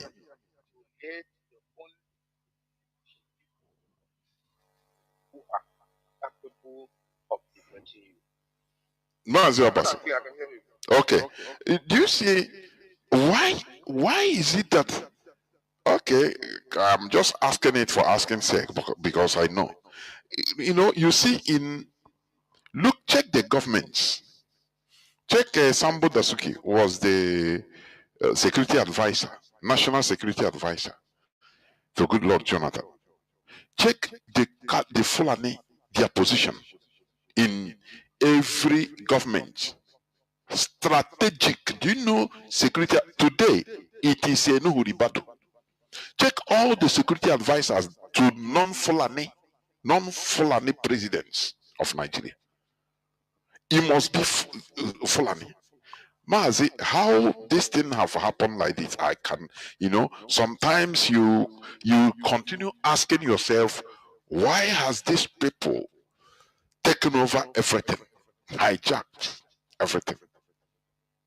Look at Nuhuri Bado. He's a Fulani man today as the national security advisor. And Mazi, many people think that it is the president direct. He just appoint him like that. There are Fulani foreign lobbies, countries that impose all these positions to the president. It doesn't matter whether the president is a Yoruba or is a Gwari man or is Hausa. They must impose you to put because they are there. Mazi, please continue, please. Before we open line, please continue. You see, you're saying, even beyond that, if you look at in this current administration of Tinubu, the defense minister, who is the minister for defense, state, who is he? These two individuals, the senior minister for defense, the junior minister, which is the state minister for defense, they are both individuals that have clear link to Boko Haram. Clear. Not that them say themselves. Clear. And the vice president. Clear link to Boko Haram. Not be them say. And yet, Pantami was caught in his own audio that he did not deny. He said it was in the past. Yet today, yet in Buhari's government, he was given the most sensitive position where the identity of everybody within Nigeria is at its beck and call. Nobody outside Fulani race can enjoy that privilege. Nobody.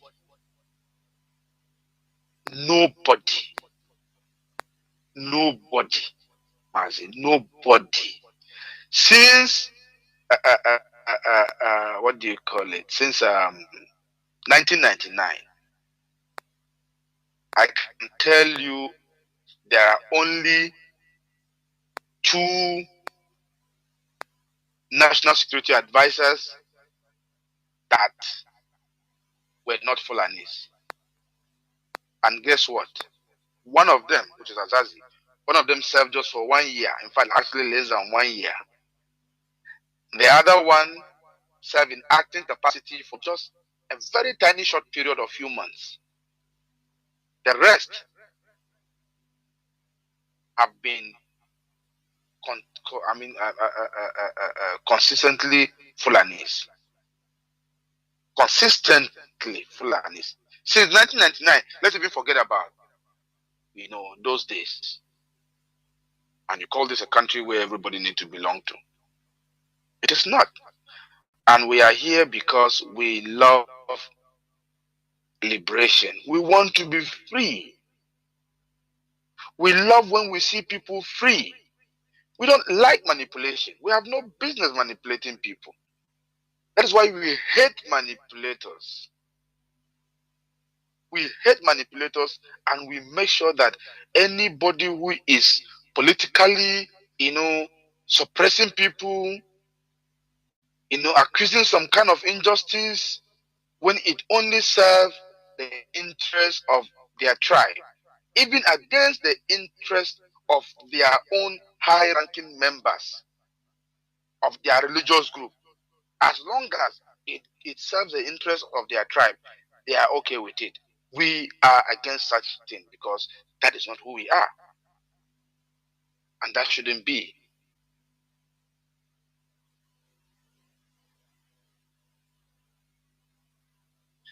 Pastor, please, you can come in. The Mazi, when somebody said in a comment on one place in social media, somebody said in a comment, he said, if they tell you issues of Nigeria and you understand it, which means your level of madness or becoming mad is 100%. Sometimes when you check all these things, you cannot understand nothing. Why is it so? Why have we reached to this extent that a tiny set of people, a tiny tribe, is on top of everybody? More than 230 million. Less than 3 million people are manipulating. Mazi, this is something, incomprehensible. When you look at it, the way they have worked, Britain helped them a very big lot. Look at how Britain, manipulated even the population to hate Trump because of little thing they changed in his statement. They edited. It's not what he said, but they show it to the public. The same BBC that said Ibuku mentioned the first news media that ascribed the Nigerian military coup of 1966 as Igbo coup, that started the mess against us, which we are still suffering till today. Sometimes I feel like, reversing the clock. I'm telling you. But one of the issues also I have against our people is this ignorance. Naive, is it ignorance, naivety, or what do you name? When people, your brother, will warn you on something very imminent, he say, nah, nothing mega, don't worry. You see that it is very, very sad, honestly. And that is why we are in a mess we are in today. The caliphate manipulated everybody, everything, with the help of Britain, in order to put us in a mess we are in today as a collateral damage to the so-called unity of Nigeria we are suffering today. Mazi, it is very sad. Mazi, I don't know whether you want to say any other thing, because I want to go into a few minutes break so that when we come back now, we take calls. Mazi, you want to say anything?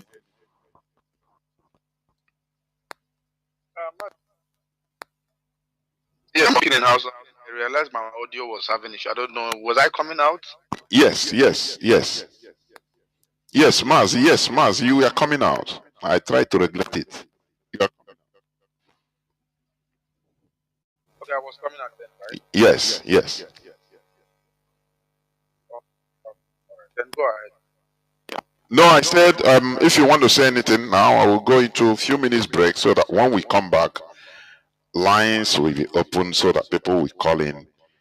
Because what is happening in Nigeria, the way they follow their audacity, they don't have this audacity in any other country, in Africa, only in Nigeria.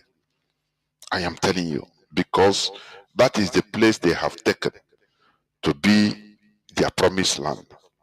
Bala Mohammed, the governor, serving governor, came to national television and said that they are bringing Fulani from all over Africa to Nigeria to settle. And people didn't, Nigerians didn't criticize, even rise up and say, no, this is an ethnic bigot. I cannot understand. They see Fulani people that are connected to either Boko Haram or ISWAP or terrorist groups. They vie for offices. No person grill them. No person question them. Say, you have you have connection with Boko Haram. You like Shetima. Nobody.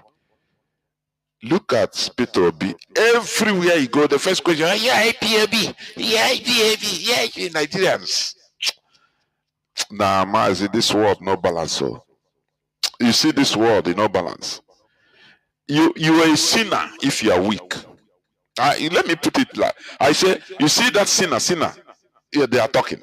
You are only a sinner if you are weak. That is, you are not. You become nothing. We're here, people jababo. No, you have no right if you are weak. That is the situation they have put us. You know, when they see the real terrorists, the real people that are killers, they keep quiet. Nigerians keep quiet. Make you no talk. You want talk? Make they come carry me, kill me. Make I go ask Shetima, say you have connection with the Boko Haram, make they kill me. But the people be now, they see him and say weak person, weak Igbo man, waiting Igbo man, they beg. Before you know, now his brother they can use against himself. That is it. Because the people are cheap. They see us as very cheap people. Just to splash a few watts of naira and the person will turn against his brother. It's very sad. I will go into a few minutes break so that when I come back, we shall open our lines. Please do not go away. I'll be right back. Please do not go away. A riot broke out, which they call the Zango Kataf riot. I was a young boy, very, very young then. And people were killed in scores. If you are not an Afsa person practicing Muslim in Islam, they were killed. Especially if you are from the southern part of Kaduna, the tribes from the southern part of Kaduna, they were massacred. It was called the Zango Kataf riot. And if the next thing they do is to burn churches, kill Christians, and then if they are done with that, then they focus on businesses that is for Igbo people, Igbo-owned businesses, and they destroyed it. I grew up knowing that Christians are an endangered species in Nigeria. In the year 2000, when the Sharia riot, how many of you have heard of the Sharia riot? Hundreds of thousands of people were killed in Kaduna. I can remember vividly that we had to defend our house from people. They brought some Fulani boys and they faced our house. They were shooting arrows. They were stoning our zinc. They spot our zinc shooting arrows. Even though I was a Muslim then, even though my father was a Muslim then, but because majority of the people in our compound were Christians, so they were willing to destroy every one of us because we're living with Christians. I can remember a particular church in Mando, for those that know Mando, in Kaduna, called Chapel of Redemption. That church was destroyed. And so from that time, anytime there's a little hanky-panky in Nigeria, the first target is churches and Christians. And this has prevailed for a long time. That even if there's a problem with in another country, the Muslim and the Hausas in Nigeria will rise up and begin to kill Christians. How many of you remember the Miss World crisis in 2002, 2001, 2002? That somebody threw a picture of Muhammad or something in France, long away in France, and they began to fight in Nigeria. Are you following me? Christians are endangered species. Now let me give you, and that's how it has continued. Scores have been killed, and they focus on regions where there is a mixture of both Christianity and Islam. If you look at states like Kaduna, states like Plateau State, states like Nasarawa, states like Taraba, states like Benue, states like Bauchi, states like Gombe, states like Borno. These are places where they focus on because they intend to eliminate every living Christian in that place. Anybody that debunks it is a total lie, because I have grown and lived in the north. I've spent 80 to 80% of my life in the north, so I understand this thing. Several times, I cannot forget the Sharia riot. We were running for our lives, even though we are Muslims, but we're still running, because as far as you are not of the ethnic group practicing what they practice, you are a victim. You can be both alive. Many of us saw human beings that were both alive, like roasted like yam, and it has been going on for a long time. The genocide against the Christian faith. Are you with me? Many years ago, in Kanu State, a man was beheaded, and anything they talk about, he said blasphemy. And guess who was the person that led it? The man called Sanusi, Lamido Sanusi, was the one that led him on, and they beheaded him. They killed the woman. They killed him and they put his hand on the stake, and they were using it to parade the city. You understand of a woman also that is an evangelist. An evangelist Eunice that was preaching about 2016 or 18 in Abuja, and they killed her. We cannot talk about a young girl called Deborah Samuel that was killed. I schooled in Jos, and for years, the people of Plateau have been massacred. Riot breaking out every single time. The word that the moment anything happens, the next people that are victims are Christians. And it is unfortunate that all these years the government have not been able to do anything about it. But the agenda is deep. Are you with me this morning? Why am I saying? Because I don't want us to be an ignorant people. If we are ignorant people, they will control the narrative. And this days, let me tell you this truth. God will not come and fight for you. Remove that thing from your mind. If Christians don't rise up, pray from that to tomorrow. God is not coming to fight for you. Are you with me? Now, in the year 2009, Boko Haram started. Boko Haram started because of a section. It was a political movement. They created Boko Haram as a political talks to bring confusion into the government of Goodluck Jonathan, and to be able to, destroy any opposition, starting from Borno State, under the watch of a man called Kashim Shettima, which is now the vice president of Nigeria. Kashim Shettima and the other man, Ali Mohammed Sharif. These were the people that started the business of Boko Haram as a political talks to be able to oppose their opponents. But after a time, the ideology grew and they began to destroy. Now, it became a problem and they began to use it to destroy, bombing here and there. In 2009, 2010. As of 2010, a man led a meeting in Jos. Are you with me? He led a meeting that they were going to annihilate Christians within the locality of Plateau, Borno, Plateau, Bauchi, Kaduna, and Nasarawa. And he said they are going to perform jihad. They will bring jihad and they will go to kill them. If the Islamic leaders are not willing to lead them, he is ready to lead the movement. I have the minute of that meeting in my phone presently. Guess who is that person? Isa Pantami, that was the former Minister of Communication under Buhari's regime. And several times, these are people that are terrorist sympathizers. And that is why the Nigerian army have not been able to win the war against the terrorism. Because people have, the terrorists have infiltrated the Nigerian ranks, the army ranks, so they cannot win the war. That said, Osama bin Laden was a better Muslim than he is. He was sad when Osama bin Laden was killed. And he has said it several times. Welcome back. This is Radio Biafra House of Service, coming to you through Radio Biafra London. My name remains Mazi Jonathan Chinedu from Alo Province of Biafra London. We are here live and direct. Today is the 26th day of November 2025. Our lines are now open and our WhatsApp and Signal line remains +61 405 142 547. I repeat, +61 405 142 547. I repeat once more. Our WhatsApp and Signal line remains +61 405 142 547. You can call us and give us your view. Remember, we are talking about the state of Nigeria, the Sokoto Caliphate manipulations, which is working, is ongoing.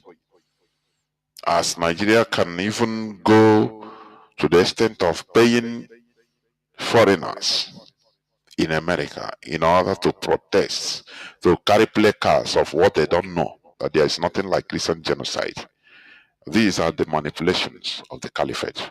I have callers lining up. Caller on Signal, Mazi Akas. You are there. Can you hear me? Yes, Mazi Jonathan. Good evening from here. There, Mazi. Welcome to the program. Welcome to the program.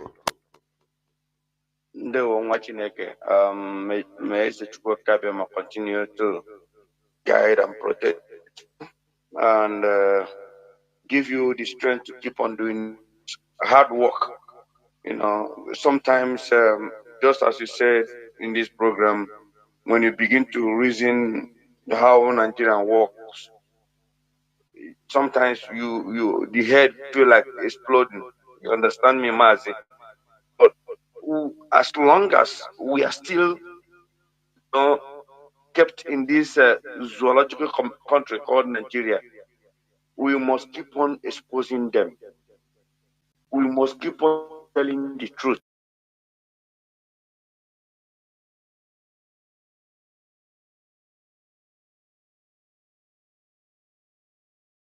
We cannot remain in a place whereby since after the war, they keep on hunting our people like where they are hunting animal. Any uprising that happened in that country, even if outside the country, our people will be a sacrificial lamb. We cannot continue like this. Enough of this madness from the Fulani Caliphate. Mazi, before I will proceed to say what I feel this evening, let me not forget to introduce myself to fellow Biafrans. My name is Mazi Akas. I'm calling from us, and I'm serving the indigenous people of Biafra as IPOB Austria National PRO.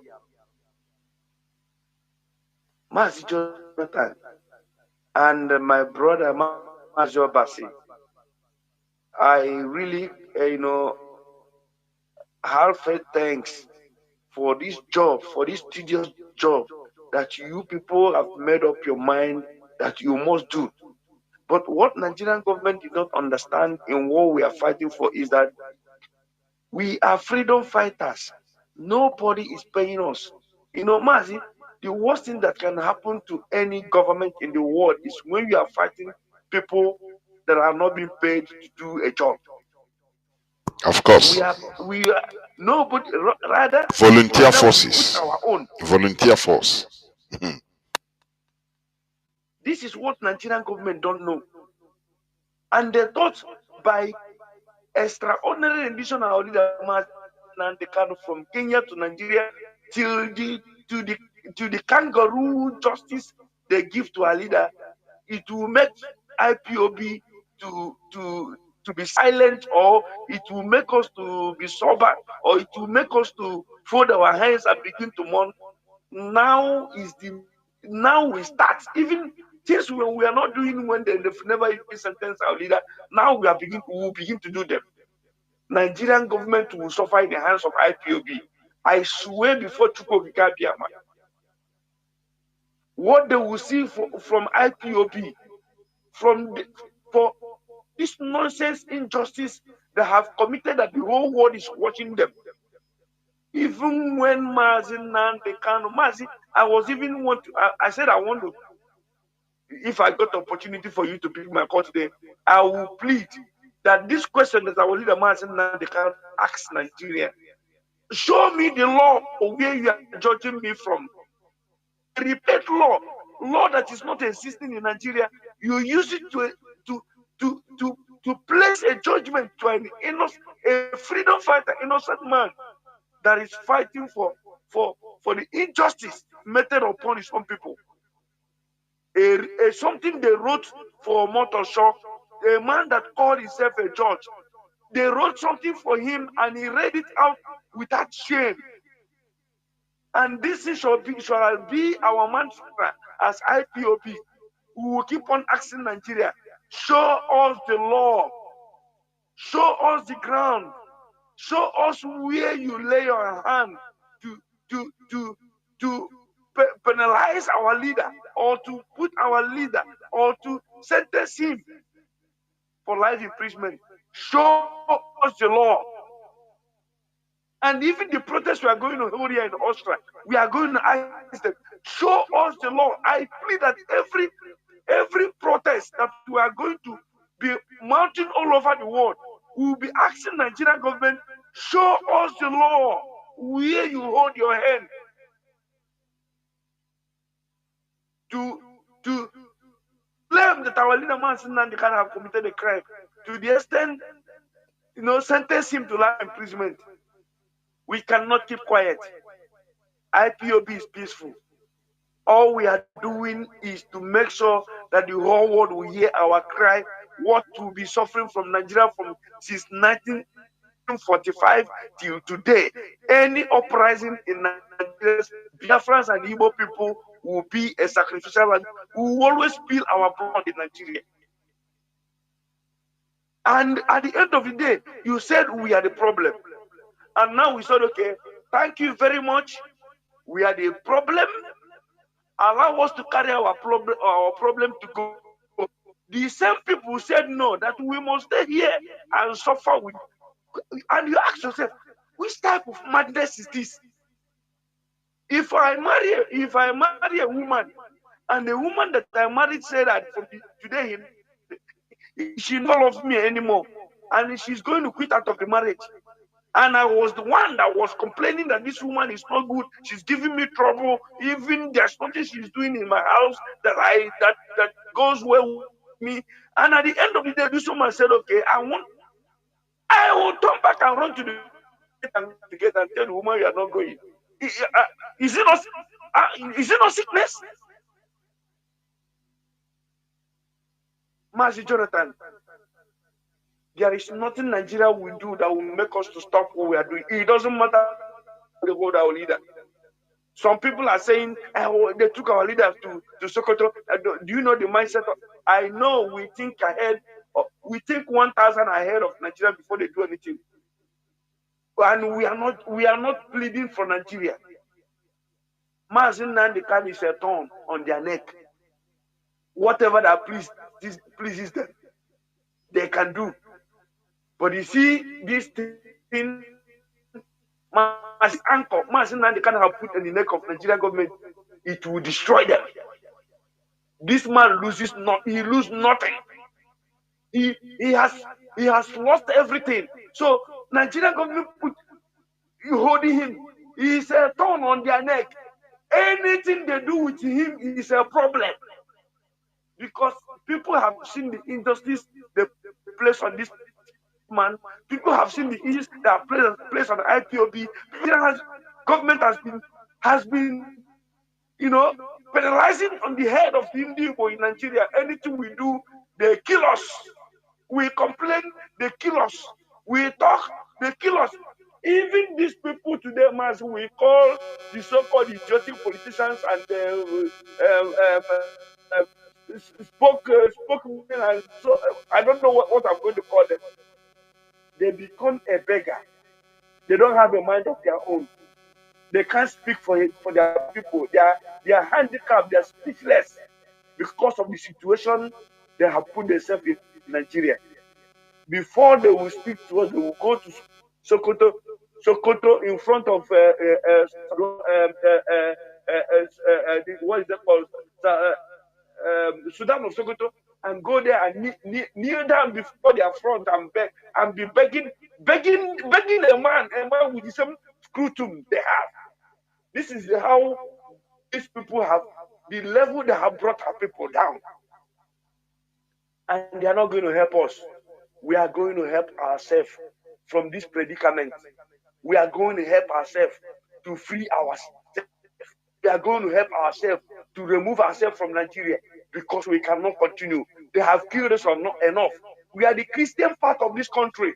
The whole world should hear our voice. France are the Christian part of Nigeria. We want to go out. We cannot stay with the people that any small thing they will carry gun and begin to shoot. But the same Nigerian government made a policy. They don't want us to carry a gun. Talk less of even to have a dagger or even to have a knife on your house. They will come and arrest you and put you into jail. Mazi Jonathan, I will rest my case here. May God will continue to bless you and give you the strength to continue this difficult job. It's not easy, but we must continue. Our destination is Biafra. No going back. You used to say there's no way to go. Biafra is the spot. Mazi. Thank you very much. We must continue. Caller on WhatsApp. Thank you for holding on, Mazi. Can you hear me? Caller on WhatsApp. Are you there? Yeah. Good evening. Mazi. Welcome to the program. This is John Cruz calling from Canada. I recently left Biafra land, but I reside in Biafra land. But right now I'm in Canada. I've been calling on your program all the time, and yesterday I also listened to your program 2 days ago. Mazi, I have 4 points to make in this broadcast. First of all, I want to appreciate you. All these teachings you have been making. In fact, you don't know what you are. Just like what when our leader started, he was, educating us. Please, Mazi, continue making your research. This thing you are saying is really weird. Do you know recently you said that you'll be talking about this Sokoto Caliphate? You said it, that this Sokoto Caliphate is where the problem is, that you would be hammering it. I saw the tweet of this man from America. This man has been helping us in America. I don't know whether you know that man. He tweeted about that Sokoto Caliphate, that they have to designate that Sokoto Caliphate as a terrorist group. So, Mazi, all these teachings you have been making, I want you to keep on, educating Biafra. Continue to make more research about this Sokoto Caliphate so that our people will be enlightened. That submission. The second one, I want you to talk about this slave boy called Rogers Tokalo that came out and then ran his mouth. Please, if you can make more research or even ask our members, to dig in more information about Rogers Tokalo, let us expose him to the world. He came out on the national television to make this story against even to talk down on our leader. That was the reason why before this court Igbo court pronouncement they made, when they were asking him about what are you saying, he said he doesn't want to say anything. He wants to know the stand of the presidency and the judiciary. That is still the jury. But now, immediately now, when our leader was giving the charge and acquitted, all these guys did not say anything. He didn't say anything. But now they hurriedly, because America is on their neck. They want to tell that maybe a terrorist group. So they don't know that we know all the things. He came out to say that our leader called us over 30,000 youths that we are killed. But all these have been killing, even during his time as a governor in Aba, he has been killing his political opponent. Like today, I wrote it in his handle today. Okay, the first speaker about the state, as I said, the first speaker, he was one. He murdered that man in London. He thought that we don't know. So I want you to make research about all this. Let us expose him. And that man, because in fact, from what he said now, I really know that all the insecurity, all the things that have been happening in our land, and where our leader is, in fact, all of them are in collaborators. They are all collaborators. And Mazi, then the third one I want to say is I want to encourage all our RBL members, everybody. We are volunteers. Everywhere you see that they are talking down about our leader, because immediately the pronouncement was made. People started writing that RBL do not have the commander. There was one day I was watching in Daddy Priest. One lady came out and said that it is our leader that killed his the mother. That the mother died because of our leader, because of sister. So I was asking the woman, when was that? Because I know the sister of this one that our leader was kidnapped. It wasn't our leader that initiated that sister. I was telling them, it was when the Nigerian government, when they kidnapped our leader and brought him back, they refused the lawyers and the siblings to see him. Then RBL said, if you don't have, because people, there were so many knowledge who were going that our leader have been killed. So then they now made that pronouncement that if they don't release our leader, allow us to see our leader, that they were going to lowland in whole Biafra land. Then this is before that they now hijack it to introduce all this criminality. All this criminality I'm talking. It is now that our leader, when our leader was in their dungeon, that all this is happening. So I want therefore anywhere you see people are talking about trying to tag that people on this or all this evil that they committed. I want us to stand and then fight against them. That is right. Then the first one, last time when you are mad about you were making a program, you said you will let people who are living in the north to come up and make talk about this thing about Christian genocide and so on. Myself, that I wanted to go, but a lot of people were calling that this. I couldn't make and I was busy at work then. Actually, I was born in Kanu. In fact, I was a first-hand witness about this Kanu in 1991 when Habonki came for that crusade. Mazi, it was horrible. I can tell you, it was. Do you know, even in our house, because we live in Samogeri, we live in 48. That was what we live in. We live in Samogeri. Everybody knows that, close to Sarikinyaki. Everybody knows Masland. Everybody knows that. Our people that were living in Brigade, a lot of people were killed.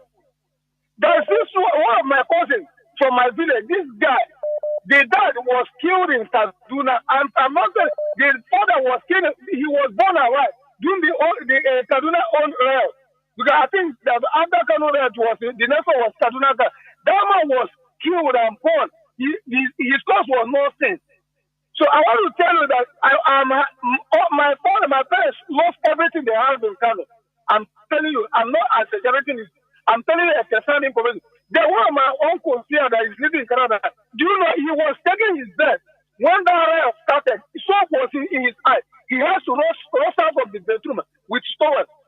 Do you know from that he came back to Aga State, saying he will not go back to Canada.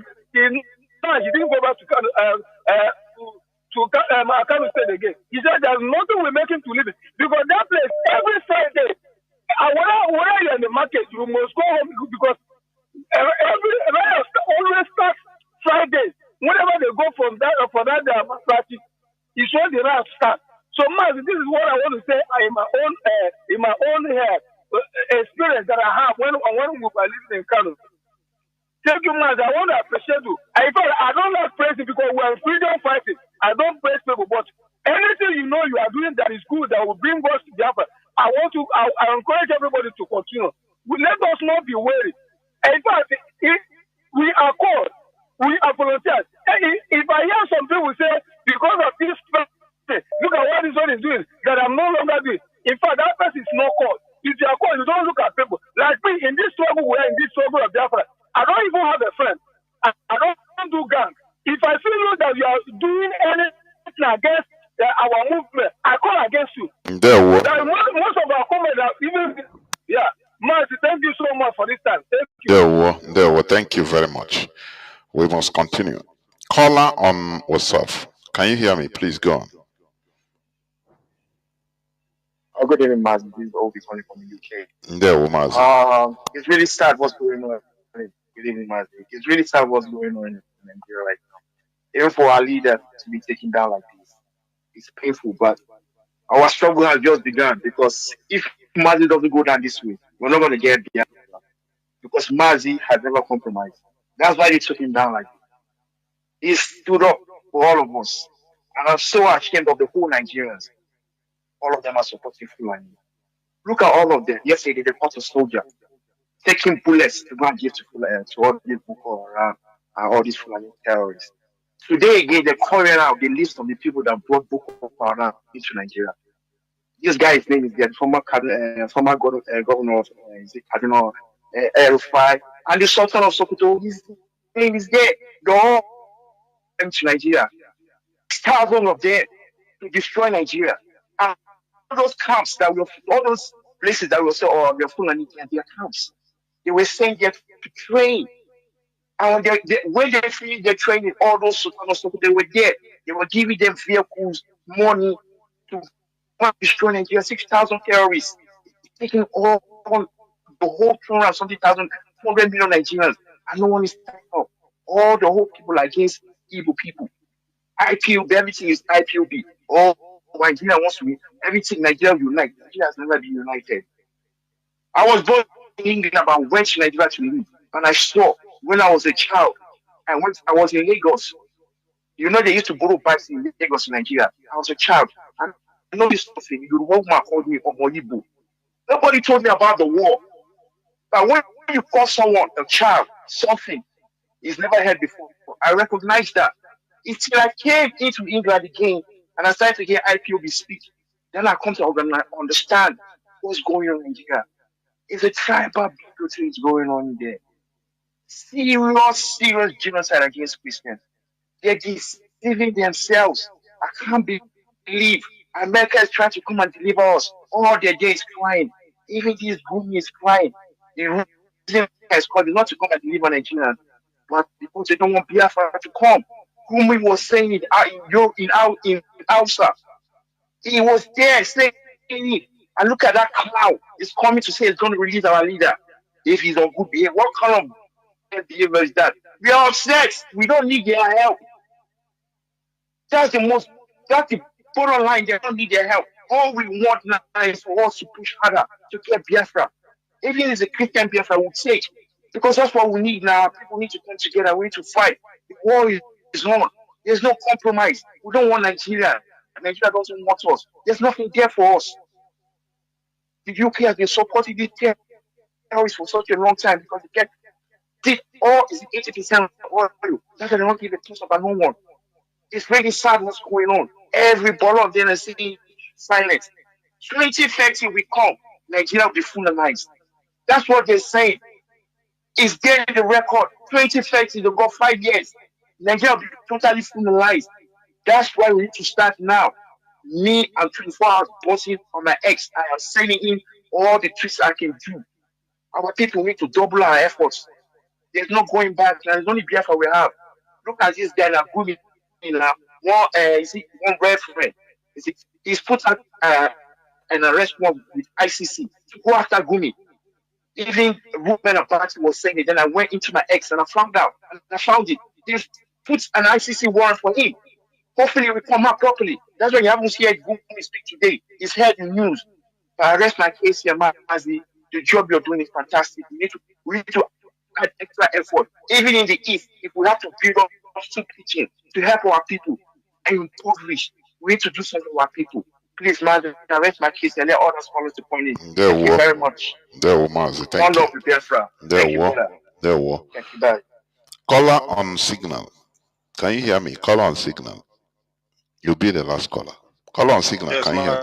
I can hear you. There will go on. Elohim bless you. Day in, day out, January from 2012 to this very hour, there is nothing else that we have known how to do if it's not to fight for our liberation. And I bless Elohim that have given us the energy fortitude to the this so-called Nigeria, God forbid the Fulani run over everybody. In the future, it will be told like a very joke and a very funny, because it is as in it's a whole 200 and something million people sat down and be bickering and talking things that is not even beneficiary to their growth until people just.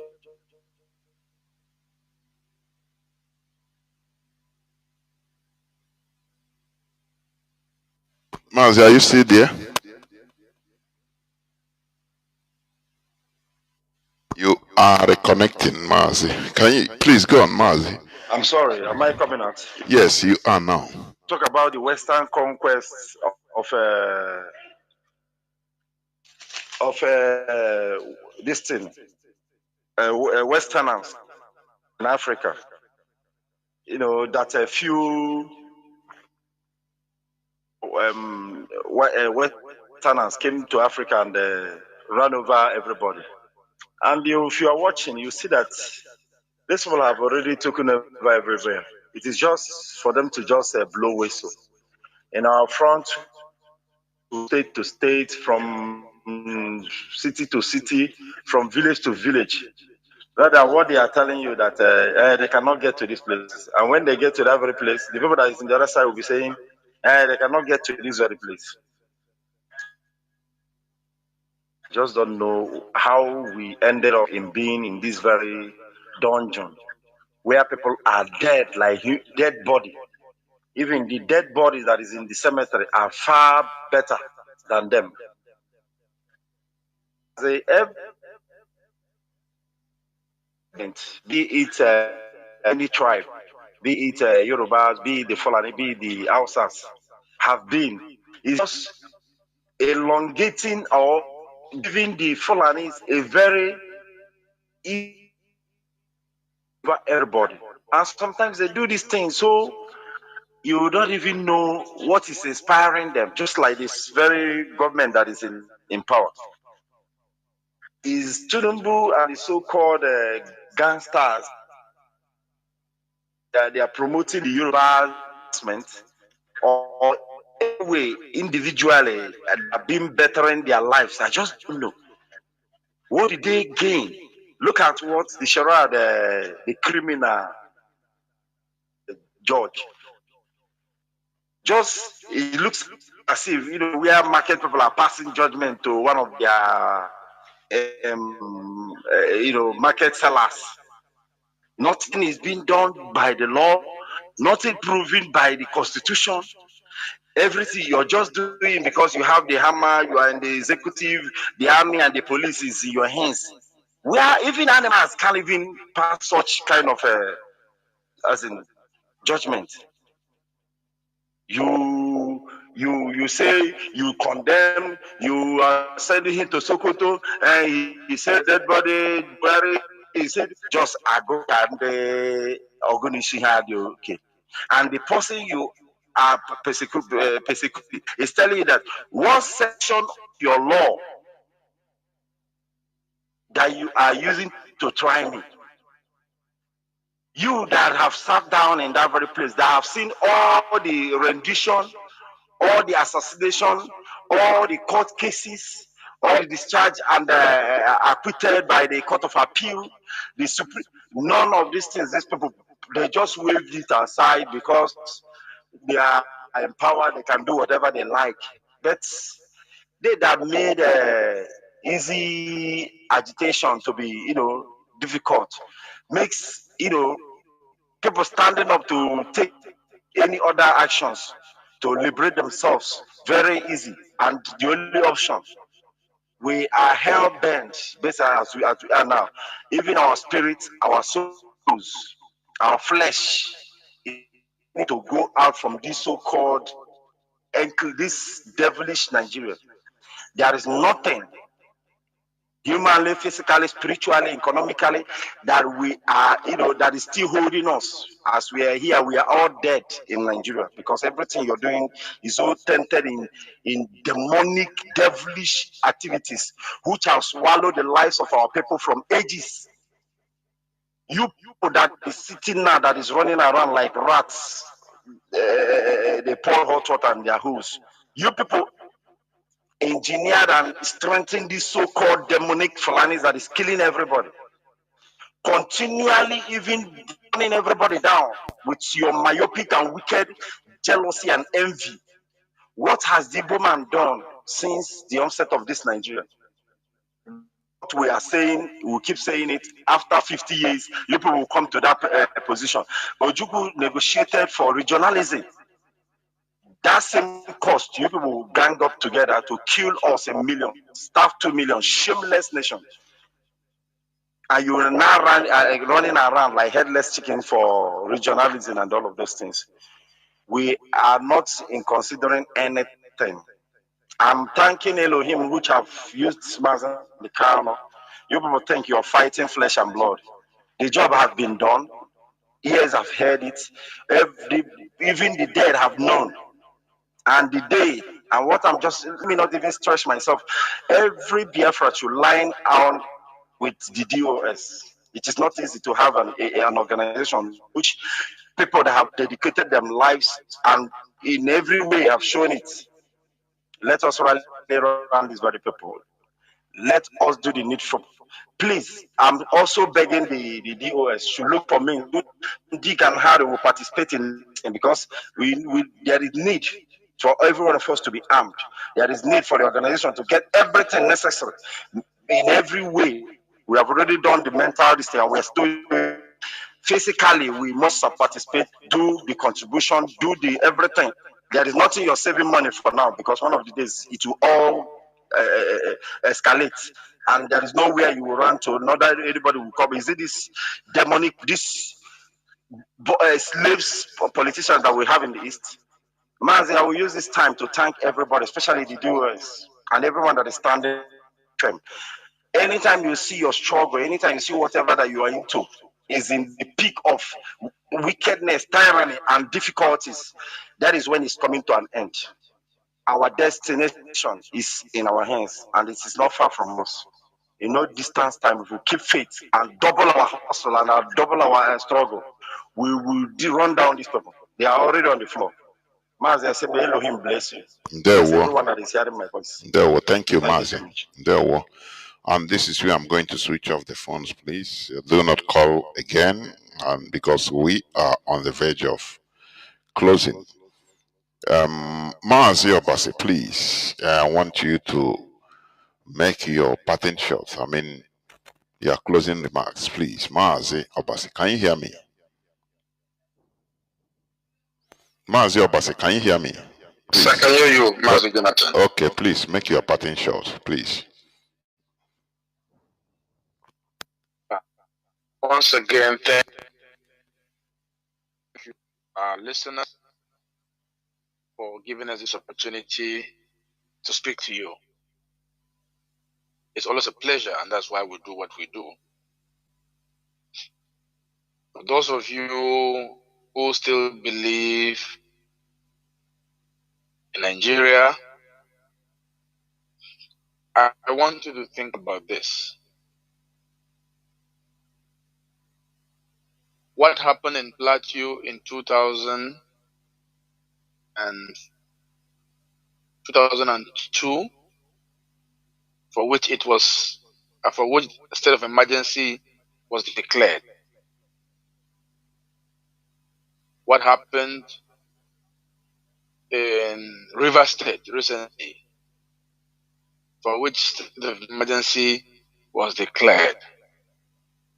Ask yourself if it comes close to what is happening in Maiduguri, what is happening in Sokoto, in Zamfara, in Niger State.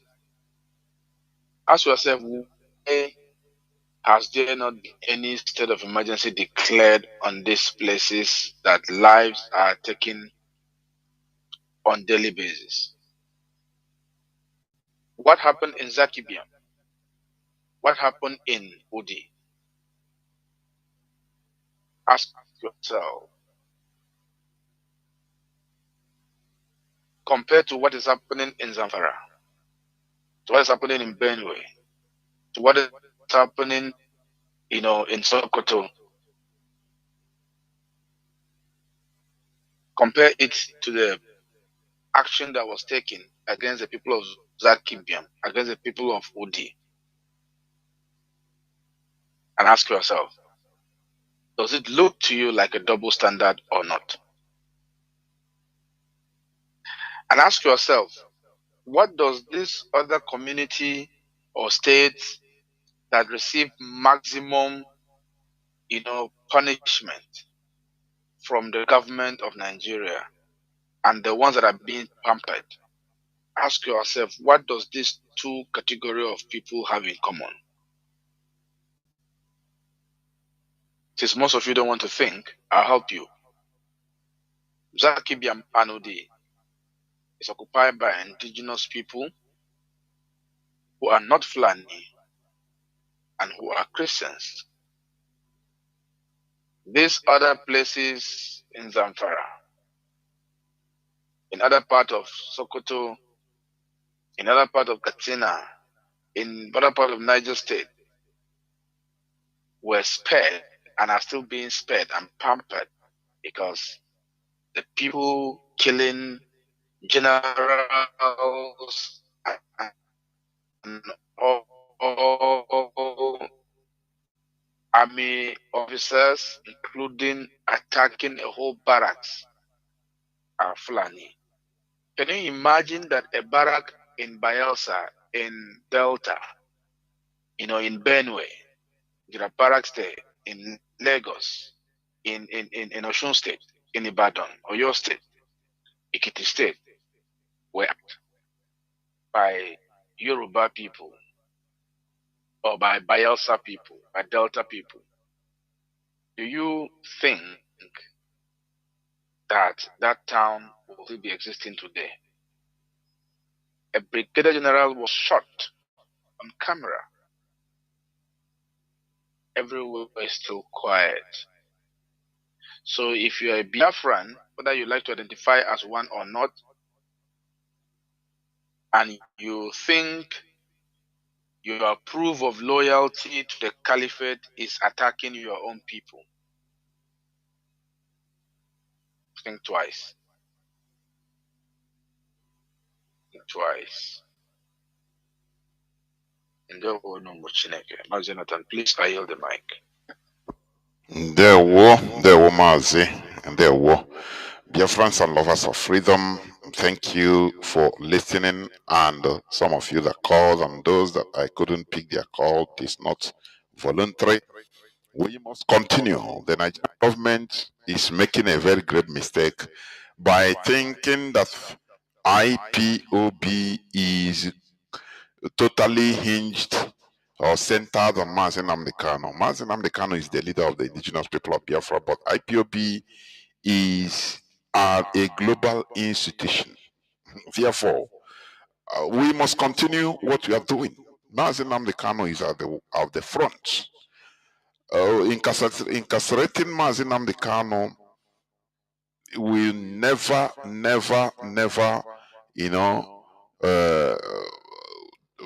bring the downfall of IPOB. It is impossible. That is contrary to what some people are insinuating, or what they are thinking. No, IPOB is a global phenomenon, and our agitation is a just one.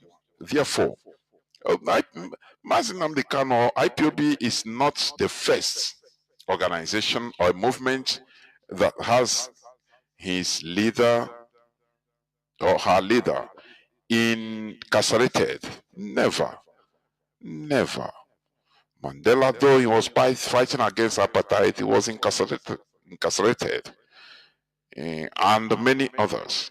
So it is not something new.